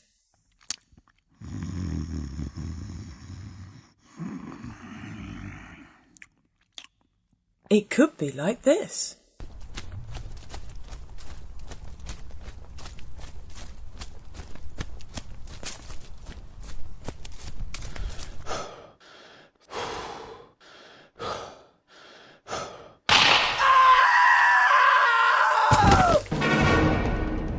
Astrogators, put some excitement back in your life. Book an adventure in the Lave Business Directory. Now. Hey, why you messing around with those other handheld toys? Do people still look at you like you're a little spaceman with a ray gun in your pocket? You want guns? We got guns. How much guns do you need? Kinematic weapons, assault rifles, SMGs, rocket launchers, and even a pistol so your mom can feel safe. We were founded in 3240. We've been maiming people since before you were born. It's been clinically proven that nothing shreds through skin like a kinematic weapon. Conquer all! And welcome back. Well, I guess we better discuss Update 18 and, most of all, Titans. So we all had a bit of a bet last week about what we'd hope for, and I think the one that got closest to it was Ben. I don't believe you. What did Ben say? I can't remember this. Well, he said, right, that what you've got to do is you will end up attacking the Titans and then, well, kind of go inside it. It will open up something in the Titans and you fly inside it. Not technically true, but definitely closer than what everybody else was asking. Yeah, Do we no red know- hat gravity bombs, that's Yeah. for sure. Yeah, do we know that's actually what's going to happen yet? No, we don't know. No, and I don't think it is what's happened. No, but I'm saying it's the closest. He got the closest, I think. Yeah. Right. So let's we'll put a warning here. If you haven't seen how this all works, we are going to discuss this in detail. So if you don't want to be spoiled, Look come away back now. later. Yeah. Come back later and we'll talk to you. Yeah, talk don't to you bother then. coming back. It's just going to be shit for the rest of the show. In fact, you know what? I'll just cut it from here. That'll do. Why are you even bothering? Yeah. Yeah, don't bother coming back. You're all right. We love you, really. Oh, sorry. No, we found out Too late, one they've radio already gone. listener. We found out one radio listener, so hi to them. Okay, moving on. Right. Well, for those of you who watched Operation Titanfall, which was the video done by Megan, they went into this with a great deal of detail, and there's a lot of trial and error. But they've managed to work out how the whole process works so far. I mean, first of all, the heat vents open and close at regular intervals, and when they open, you drop your torpedoes into the heat vents. Yeah, I mean, there's a little targetable heat vent thing that appears when they open. Actually, there's a little you can target it. Yeah. So when that happens, sort of torpedoes away and hope they just don't impact on the surface. And now I'm confused about this because I thought you had to hit more than one. No. For the rest, you've got to hit 5. No, you don't have to. No, you don't at all. No. No. So I was there this morning in solo because I didn't want other people aggroing the Titan, and so I was just dabbling around. So no, one missile at an open heat vent will trigger the exposure of the core. Really? Yeah. The thing is that it doesn't stay exposed for very long. It's up for I was just trying to get screenshots because I didn't really have any other significant weaponry apart from the torpedoes. So I was mostly trying to get screenshots, and it was quite tricky because the core only stays exposed for I don't know, I'm going to say 5 seconds. It's probably a bit longer, maybe 10 seconds. And I believe the deal is that the more heat vents you hit with torpedoes, the more time you get on the exposed core. I was watching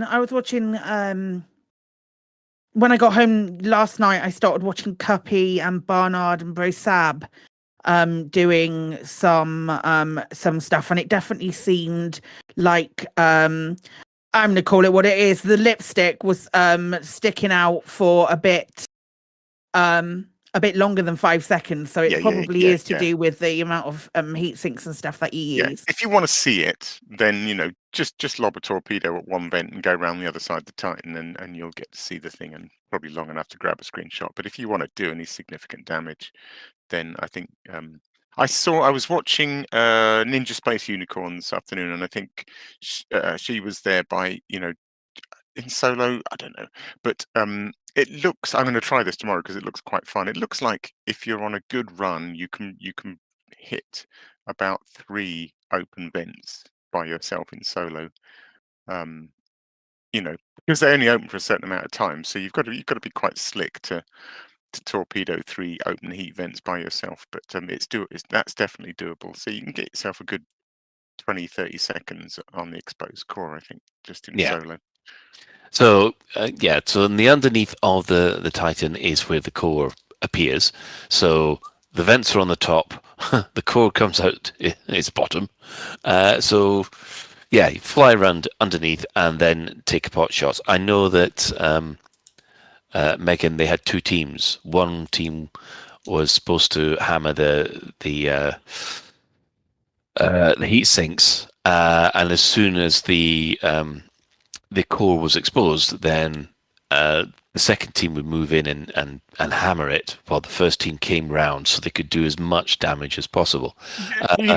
If you do that, can you keep the core constantly exposed? Can you keep hitting heat sinks while it's out and keep it out? I don't believe you can, because I feel like the heatsink rotation, or that thing, the heatsink's being open and then closed, I feel like that stops when the lipstick comes out. Right, I see. And then when it goes back in, that's it. That's the process resetting. Okay, so the point of the two teams is really just to make that slightly more efficient. That you've got one team, one side of the Titan that can hit the heat vents when it's open, and the other team are already in place to hit the core when it comes out. Yes, it's quite. It's definitely a team effort. I don't see. Yeah, I mean, when the thing does retreat back in, I am trying to use very keep going for it. We've lost Ben entirely. It's important that we let everybody know that Ben has had to mute because we have lost him. So let's just keep going. Yes. We'll let him describe it later for all those of you with less sensitive ears. Now, when it does retreat back in, is that the damage reset? It's back to 100%? I don't know. That I don't know. Because I got that impression that it did, because when I was watching Meccan, they were really proud that they managed to get it down to 0% in one go. Exposure. Yeah. And when that happened, it turned blue and the pumpkin of death came out. Mm-hmm. So everyone had to run away. I think the pumpkin happens. Does the pumpkin happen regardless, or is there a particular amount of damage threshold? Because I didn't see Cuppy, Brosab, or Barnard get the exerted heatsink down to 0, but the pumpkin appeared every time. Right. Oh, did it? Yeah. Oh, because when I watched this, they managed to get it down to 0. The pumpkin then all fired off. And the Titan doesn't like it, does it? No. I'm guessing it's horrible that the pumpkin sounds. behavior hasn't changed. It's possible that it's just reacting to a certain amount of damage. Because again, by myself in solo, just taking a screenshot and the odd completely ineffectual pot shot at the exposed core, I didn't get the blue shield at all. Okay. You know, so I think it's like before. I think you have to do a certain amount of damage or aggro on the Titan for a certain amount of time to trigger that blue shield. Trigger its like its final release. Yeah, if you cool. like. Yeah. So just to clarify, the steps are as follows. Yep. There's like these special little nubs that we have to make sure that we aim for particularly, and that makes it exert itself. And then if you do enough to the important part that exerts itself, you get the full release at the end of that. Just for clarity. Excellent. Yes. Perfect. That's the perfect Lave Radio summary of. Excellent. Wonderful. I'm glad that we were able to cover that. Broken solid now as well. Yeah, pretty much. Perfect. At the moment, it does seem that there is a bug, which is why, where the core will remain exposed. Wow. Yes. So this is themes for that. And now looks like it. When this issue occurs, they do ask you to reset the instance because you're not going to do any more damage. Apparently, once that bug happens and it stays exposed, it's locked or something like that. It's an issue they are looking into. Okay, haven't seen that. But pump too much Viagra into it, and when you take too much of a tablet. Yeah, I mean, I know the Thargoids are biological ships, but this is just almost too biological so far. Listen, it's having a lovely time. It's enjoying itself. Joking aside, I have to say the core reminds me of an apple core more than anything else. It just looks like. Have you ever seen a cat's penis? What? Jesus, does it look like that? Well, yeah. So this is why we're calling it the lipstick.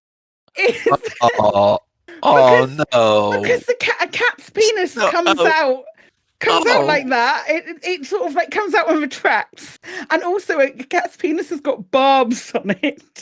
Does it glow bright yellow as well? I mean, that's where the comparison falls a little short. I'm not gonna lie. Anybody who's just popped in from Massively or anything like that, who this is your Lave first Radio, this is what we do. to Lave Radio. Yes, this is what we do. I'd also like to apologise to those listeners on Colin's post about our 11-year anniversary that feel the show has gone downhill recently. I'm so sorry. Yes, originally we brought Psyche in to calm Ben down, but apparently she's worse than the pair of us put together. Listen, I'm only making observations. Ever since those Thargoid spires came in, everything got a little bit too phallic. And I can't help in seeing the comparisons. At least Frontier are trying to retract things now. So our theory, the ongoing theory is that if the only way currently that Frontier were able to fix their financial woes is by having a little bit of a side hustle in sex toys.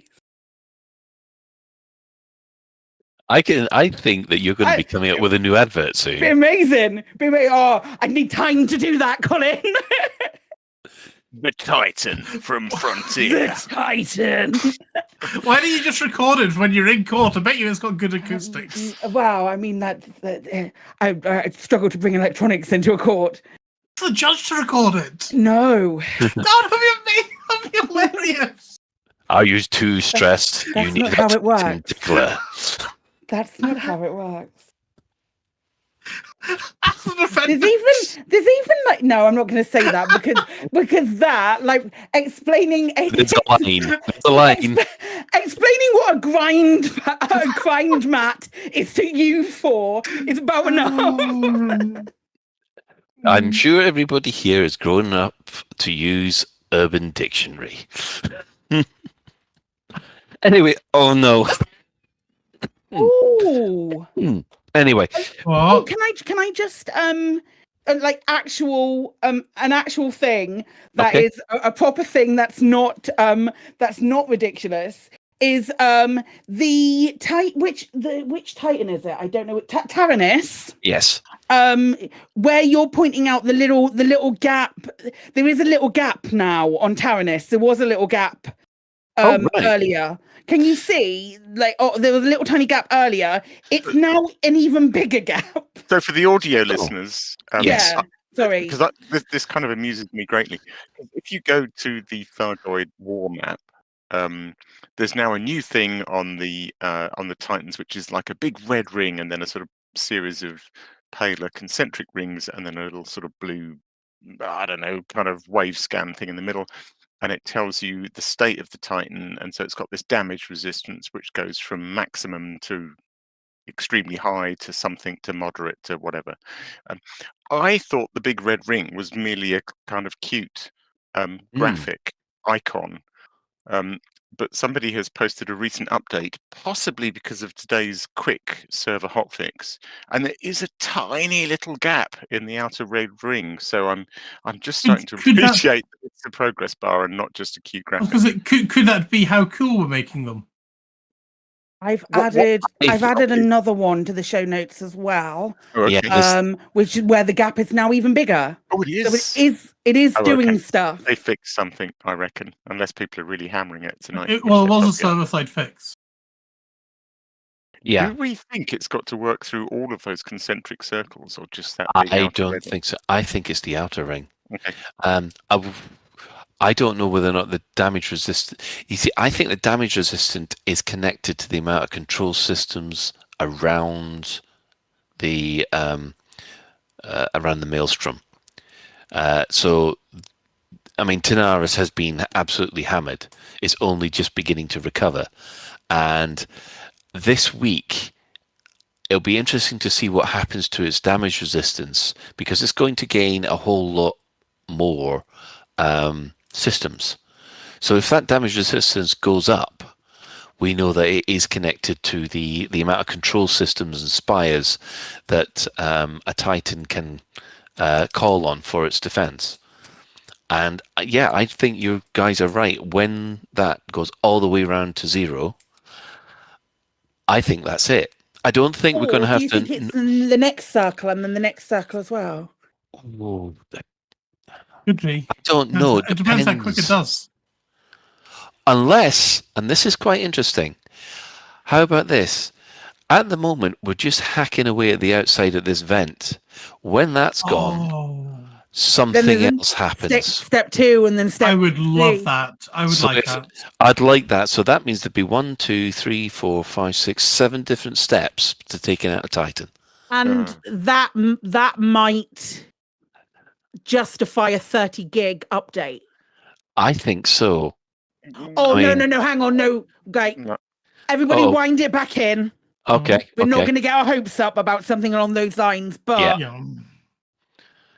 But that's first of all, can I just leap in on that? You know, as we've established, there isn't 30 gigabytes of additional content. I'm so sick of reading this on Twitter and the forums. And, what could this 30 gigabytes be? You know, yeah, I know what you mean. My game installer's increased by 300 megs after the install, so let's not go looking for 300 gigabytes.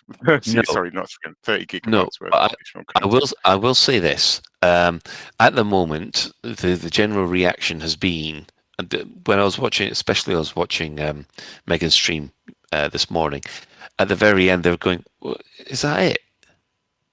It doesn't feel like the coolest thing that they've ever done. Yeah, I absolutely. And I'm there thinking, there's got to be a lot more to it than just this. I mean, that's the thing that struck me. You know, the mechanics cool, and the sort of exposed core is an interesting graphic, but it's not a very spectacular graphic, and it's definitely not the coolest thing that Tom Cool's ever done. Yeah, it's not. When you think about the Spire sites and how the Spire sites combine every element, do you know what I mean? Like the Spire sites, you've got the full sphere to.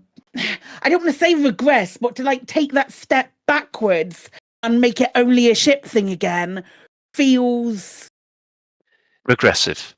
Not regressive, unsatisfying. Or maybe. Yeah, I know what you mean. Yes. We are sort of like I even watching people do it this yesterday. I'm like, I'm kind of the same. Or was that it? Was that it? Is that the only thing? And especially given Tom Cool's tweet as well. Yeah. I do find it a bit confusing as well. Like, you know, is the point to get the thing down to 0% before it retracts, or is getting it down to 60 count for anything? Are we just meant to constantly get it down to 0 and retract and then repeat? It's not clear what we're supposed to do. What you mean with the thing at the moment? I think any bit of damage helps. Okay, do we have any evidence? We don't have. Okay. I mean, it's very early days, mate. Yeah. Sure. I think if we like revisiting this in a couple of weeks, I think we'll have a few more answers, and be able to have a better idea of what's going on. But we'll probably have a better idea after Thursday. Probably, yeah. I mean, what I wouldn't like to see. Okay. What I wouldn't like to see is on Thursday, it completely resetting and that circle being completed again. Oh, that would be What did they do? They did that with something else, didn't they? It was like something else with the Thargoid War. It was the chevrons for you had to get a system sorted within a certain time period, and that was their first pass at it. And a couple of weeks later, they changed it so that it was a lot easier to do the chevrons because the Thargoids were being too good. There was no rollover, wasn't it? That was kind of the thing that really rubbed the community up the wrong way. Was all that effort was for nothing if you didn't get it down to zero. And then they switched it to being like a percentage that you lost. It regained a little bit of traction rather than all of it. A complete reset, yeah.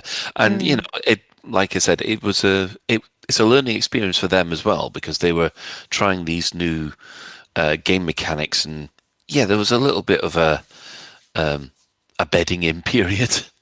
The other thing with this is it is a bit of a people are doing it because it's a novelty, but there isn't the payout from concentrating on the Titan that there is from going and killing some Orthuses, you know. Apathis in chat is just saying that the combat bonds are rubbish. The most he got from it was 10k.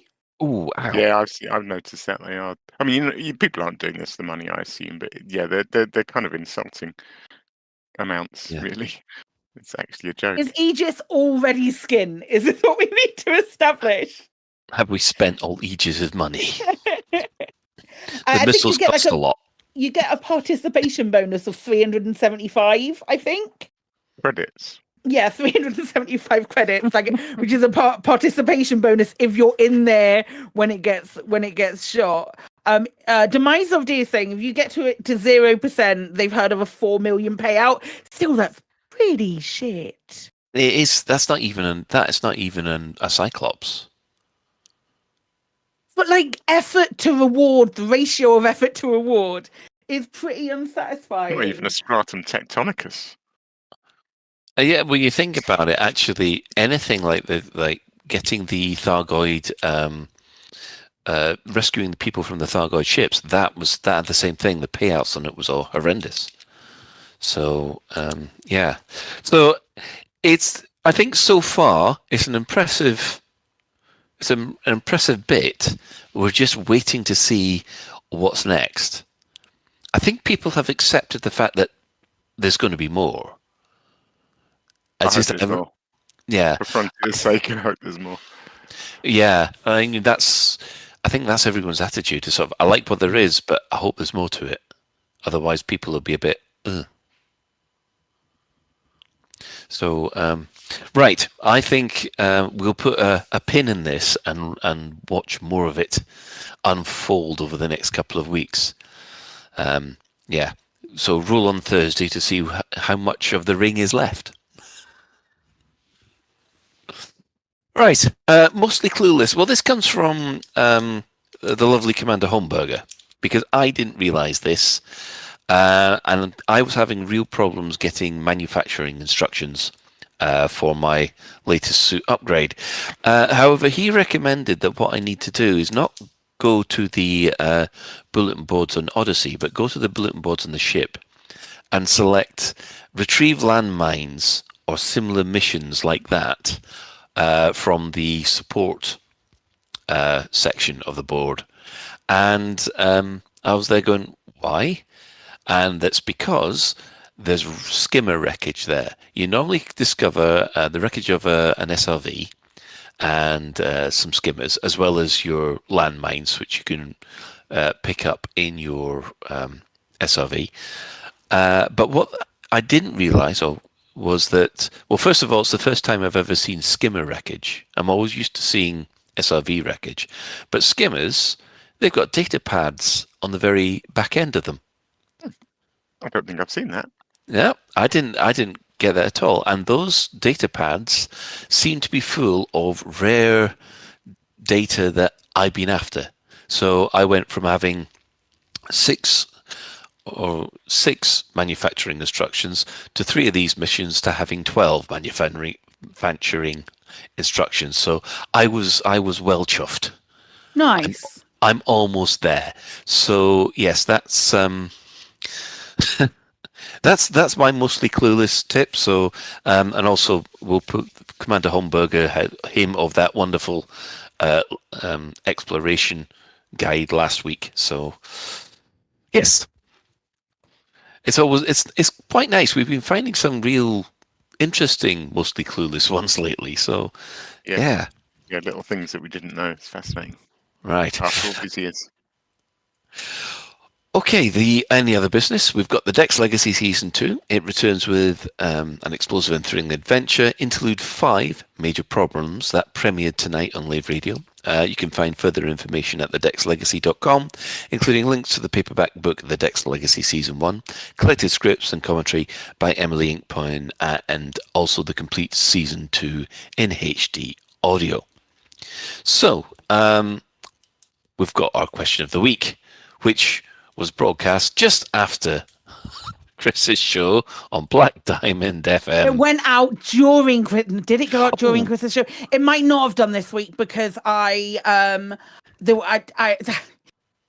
got so lost. I got so lost doing shit.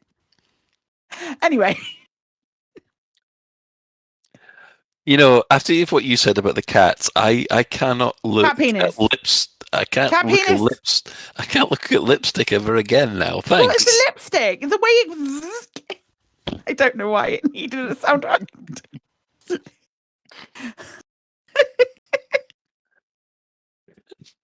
No, I'm shutting up because I could have been really, really cruel there, but I won't. Right. So the question of the week. This is Chris's Mark IV's problem because he's suggested a new show title. Anyway, what little fixes would you like to see in the patch notes? Well, we've got Paul Loader here.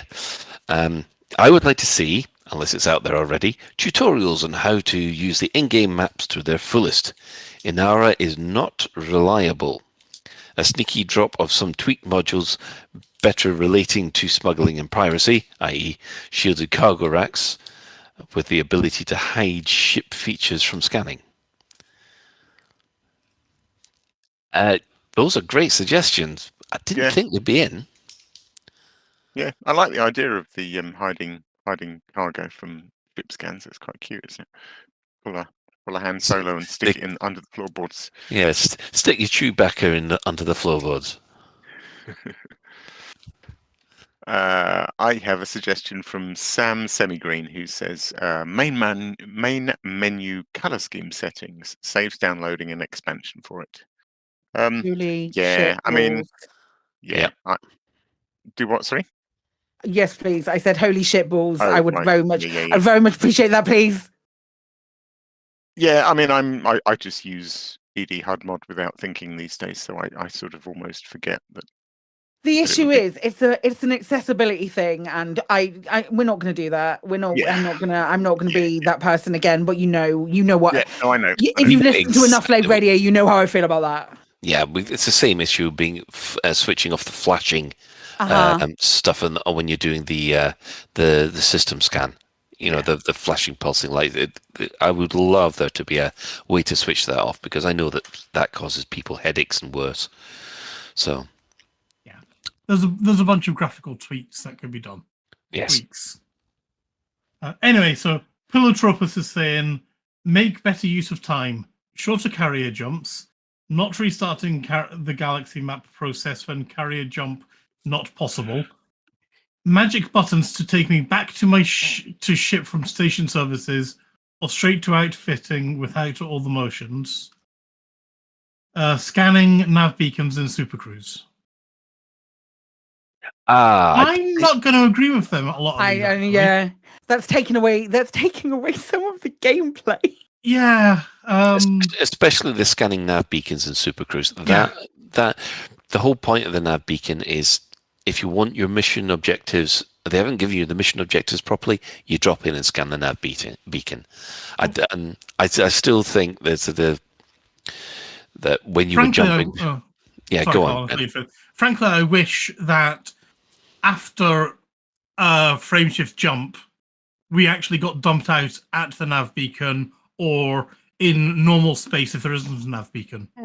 And then from there, you would then have to jump out of normal space into frameshift drive to get your full jump. I'd like an option, I'd like that to be able to, as someone who races to Sajay and races to Colonia, I would like the option to be able to do that if I so wished, but not for it to be something all the time.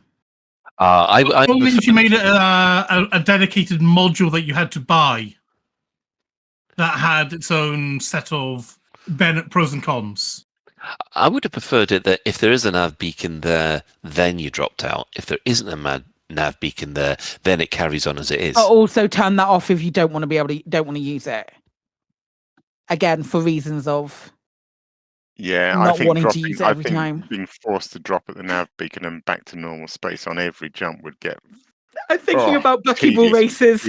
I'm not even thinking about that. I'm just thinking thinking about you're doing 20 jumps to get out to Guardian space or something, and every jump is 45 seconds or something at the moment. You're going to double that at least. Yeah. Like, oh, God. That'd be tedious. That sounds like a you problem. Maybe. Well, let's give if that is something that you want to happen, make it toggle that. Yeah, I'd make it toggleable via the appropriate frameshift drive. Sure. Rather than as an option. But yeah, I'd be all right with that. Right. Sure. Okay, then. Silas Resi says, being able to see what control is bound to your buttons by pressing them in the control menu rather than having to search the whole thing. That is genius. As someone who is going through controller hell at the moment, just getting everything set up, I still haven't got my my external camera working right. I don't know where all the buttons are. Same. It's doing my nut in. And the worst thing was, when I logged in after the first time after it said update to 18, the controller wasn't working. And in a panic, I went straight through to the controls and it said mouse and keyboard. And I was going, what the blazes? I thought I'd lost everything. Had your joysticks not been plugged in or something? Let me finish. It had just reset the menu option to mouse and keyboard. When I went down and selected custom, all my control bindings were back. Right. Colin, can I bring up a mostly clueless thing actually then? Okay. Right. You know that you can save your custom bindings by giving it a different name and then editing the XML. So that I know that. Okay.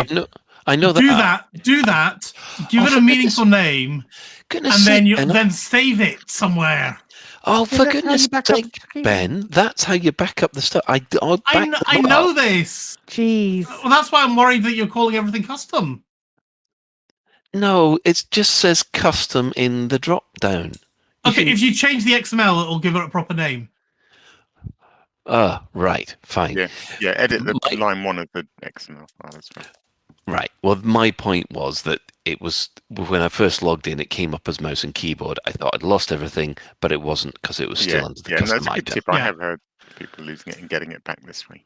Yeah. How would this suggestion by Silas Resi work? I'm just thinking it, but you could almost just, I suppose you could you go into some special mode in either in the binding screen or just by doing something in the menu, and then when you press a button, it tells you all the things that are bound to that button. Like a search option. Yeah. Like a search option where you press that button and then it just brings takes up you to the binding.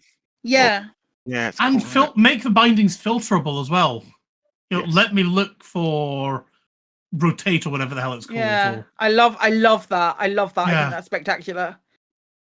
And also on the back of that, on like the camera suite, when you're fixing the bindings for the camera suite, maybe a little tiny bit of a visual aid so you know exactly which control you're controlling. Because sometimes all of the words seem to mean the same thing and then I forget which ones I've done before. Do you know what I mean? Like a little visual aid where you're like, okay, so changing these buttons means that the camera's going to move in this direction if you're using it. That would be very useful. Yeah. Well, here's another one. Happy Moon Monkey. The galaxy map not exiting when failing to plot a carrier jump. And also a Super Cruise assist button, please. I thought that was actually in the fix notes this time where the carrier jump did that. It might do. This was answered before the patch notes came in. We asked this question on Sunday. Some people answered before the patch notes. That's fine. So if some people have got it spot on, yay! Happy Moon Monkey, yeah. Then that'd be cool. I've got Sophia. who says, apart from putting the camera on a longer leash, yes, please, which will never happen. Boo, why not? Could happen, surely it could happen. Keeping apply filter to root checked. I think I'm very close to developing muscle memory for re-enabling it every time I open the game. Yeah, Again, good. I think this one is fixed as well. Was it? Yeah. Yes, it's in the show notes. That one was definitely answered on Sunday as well. That one came in. Brilliant. So, I guess they wish. boop, do. That was the DJ noise. So Epifus is saying fixes for missions bugging out in teams. Yeah, agree there. Stability improvements for physical multi-crew so shipmates don't get left behind or disconnected. Well, I didn't know that was an issue, but yeah, okay. They think they've been left behind or disconnected. They've just been chucked out from the people they don't like. Do we not just talk about the longer range camera suite? Yeah, we did. Yeah, yes, we did. I thought we did. So yeah, I do pay attention to you lot. Amazing, Ben. Today I learned that you actually pay attention to what other people are saying. And VR bug fixes. We got some. We got some. But agree there as well. General performance improvements. We got them too. We got Holy them shit! too. Woohoo! NPCs to have the same rules as commanders in stations. Oh my fucking god, yes! No more not dolphins. Orcas. Orcas just sitting in the pad, blocking it for 10 years. Please, for the love of all goings holy. Yes. Fleet carrier fuel transfer from cargo hold. We can but dream. Yes. Yeah. Buying and selling. If they're changing slowdown to gravity well, then anything is possible. I've lost it now. Buying and selling was something. Buying and selling of ship engineering materials like we have in Foot. Yes, Hell please. yes. Hell yes. It's almost like it's 2 games. Oh my god. Being able to store multiple plant samples whilst doing bioscans. Oh yes, please. Oh god, yes. Oh, Top 10 of all the most wanted bugs. Yeah. Bug fixes. DSS data to be available at ground level so that I know if I'm going the right way to find the last sample. Yes. Yes. All of those. Or do all that stuff without having to go up into orbit. Amazing. Yes. Hell yes to all of that. All of those really little tiny little bug fixes that work really well and fit the question incredibly nicely. Well done, Epaphras. Proud of you. Well done to Frontier though for fixing a load of them as well. Yeah, true. As a direct contrast to that, as far as asking for small bug fixes and tiny quality of life improvements, Errol, in a stunning case of not understanding the question, has asked for more realistic spatial representations, like letting black holes be ominous, which I think is a little bit more than a small bug fix. If I'm honest, I would love that. I would love it. You just fly. Actually, you just fly through a black hole, don't you? You don't. Yeah. It doesn't actually have any effect on you. It's got an exclusion zone. You just drop out, don't you? You can't. Yeah. Yeah. It's not dangerous. Just bump into it. You just boop. Right. Well, just boop. Commander Tobias von Brandt. I'm hoping I got that one right.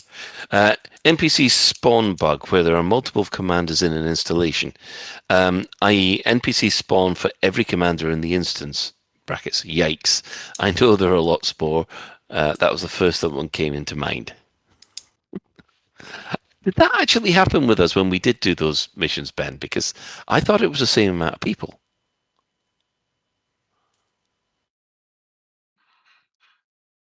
I'm not sure, to be honest. I have seen this. Anyway. Yeah, okay. I thought it was like 10 people and you get 10 people, not 10 per person or something. Anywho, Commander Schnails says, I believe there's a bug that causes night vision Why did somebody give this to me? You bastards.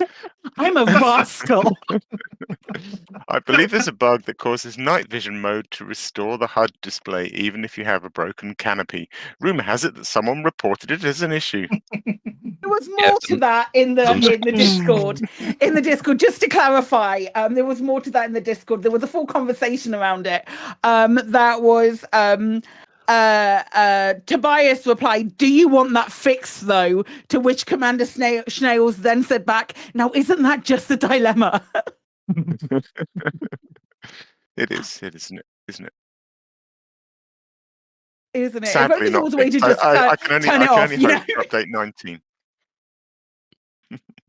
Ben? Oh my gosh. So Commander Terakov is saying multiple fixes to bugs affecting filtering and routing in the galaxy map. Yep. I'm going to agree with this. Apply filter to routes going AWOL on filters.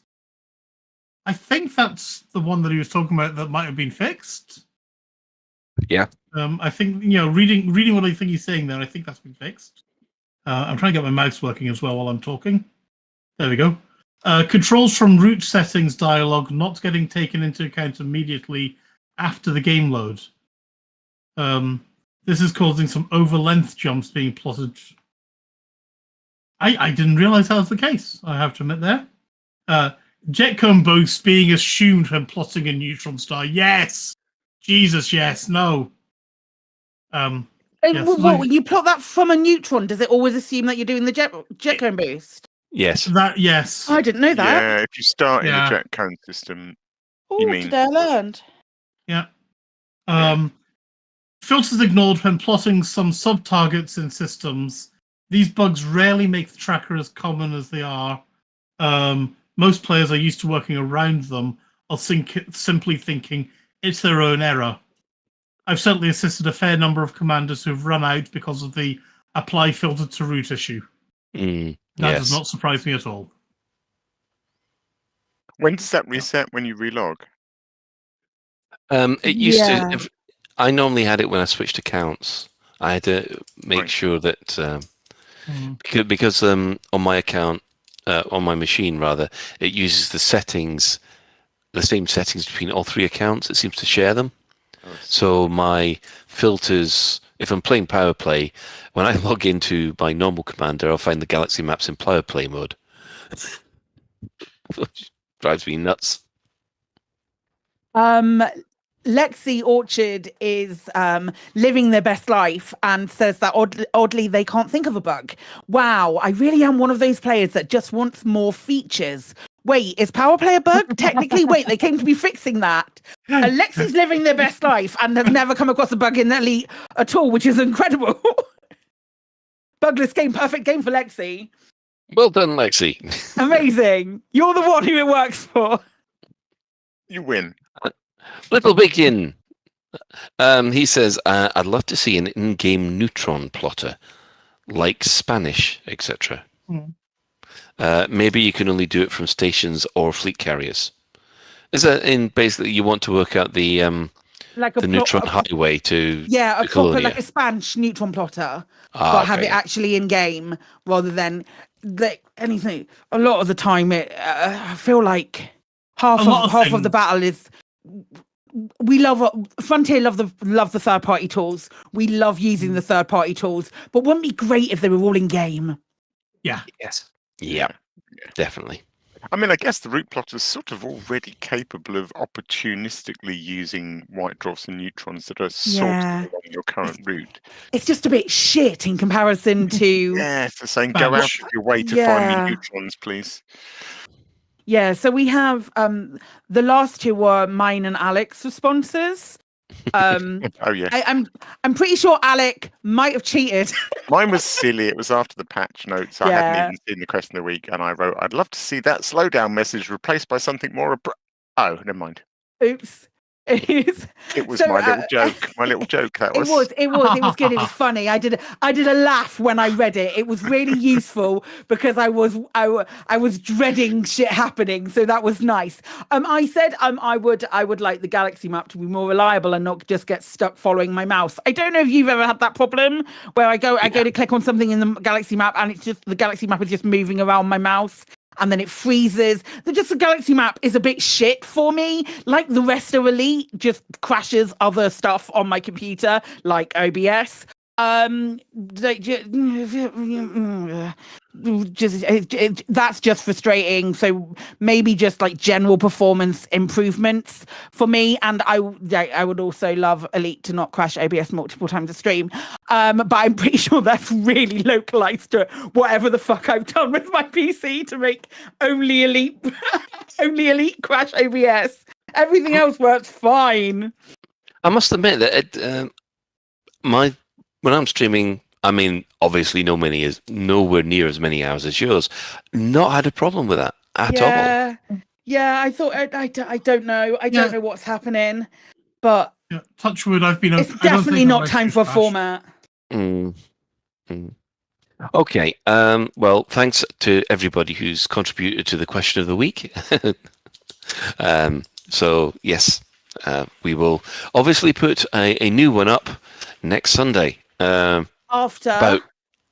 2:00, which is around the time that Chris Mark IV's Black Diamond FM show finishes, which is on blackdiamondfm.com/listen live from 12 till 2. It should really be from 12 till 3, but he's too scared to do the extra hour.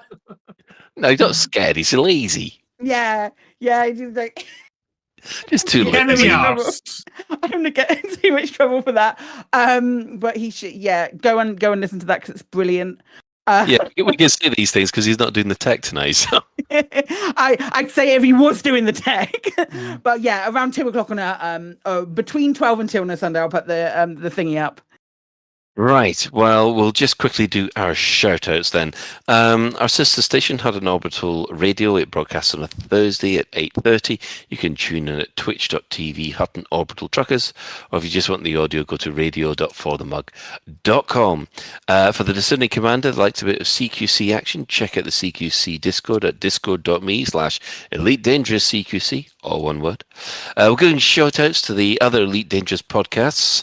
That would be the Guard Frequency, who do other space games as well, and there's also the wonderful Loose Screws over there in Yankland, and also there's the Elite Dangerous do their own podcast as well, if you can speak French. I just let the funky music do the talking. Following this, we have the latest Galnet News Digest, as provided by Commander Witherspoon and Commander Beetlejude, and we'd best thank all those who have chipped in the Twitch chat and the in-game commanders that we've had as according to Chris Mark IV, has been Commander Real Merle, Finn McRaven, and Soccer42. So special thanks also go to Commander Tokuso, Jay and Trax, and Alan Stroud, who has created music that we use on the show. Now that's it for another episode of Lave Radio. If you'd like to get in touch with the show, you can find all the contact links in the home/contact us menu of the laveradio.com website. Do let us know if you have any questions or if there's anything you'd like us to discuss in a future episode. Lave Radio is recorded live on a Tuesday evening at 8:30 and streamed out at laveradio.com/live. So, thanks to Alec Turner. Thanks, Colin, and good night all. Scab! Bastards. Wow. Just right. Thanks to Ben Moss Woodward. Thanks all. Love y'all. Thanks to Commander Psychic. Something penis joke. I don't know. I'm now Stop really telling lazy. penises. Something like they've got barbs on. I don't know. I'll include a picture. Well, no, Bryce, no! I'm going to tweet a picture of a cat dick. Oh, God. I don't know. Not from the Lave account. I might do it from the Lave account. Phenomenal power.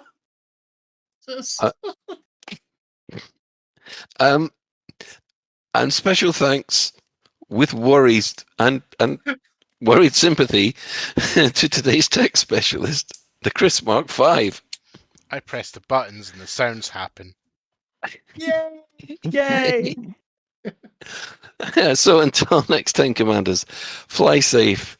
And if you can't do that, just ignore any photos from Psychic. Right. Bye.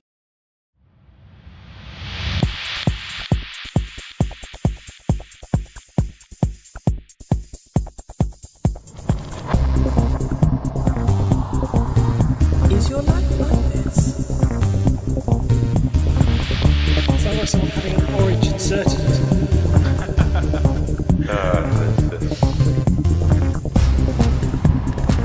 You need a safe word. Space can be low.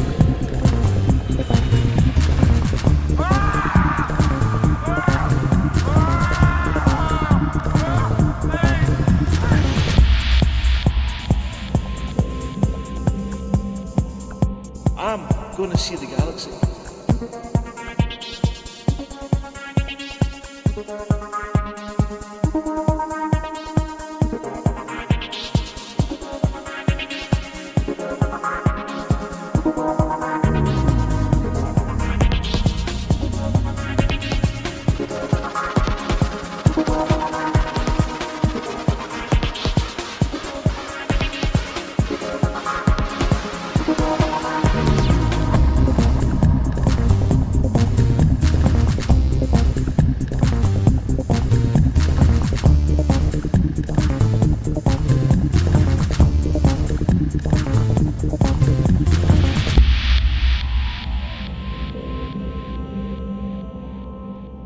Ah, damn it. No worries, guys. Hold the fort for 2 seconds. I'll be right back. Galnet News Update, 27th of February, 3310.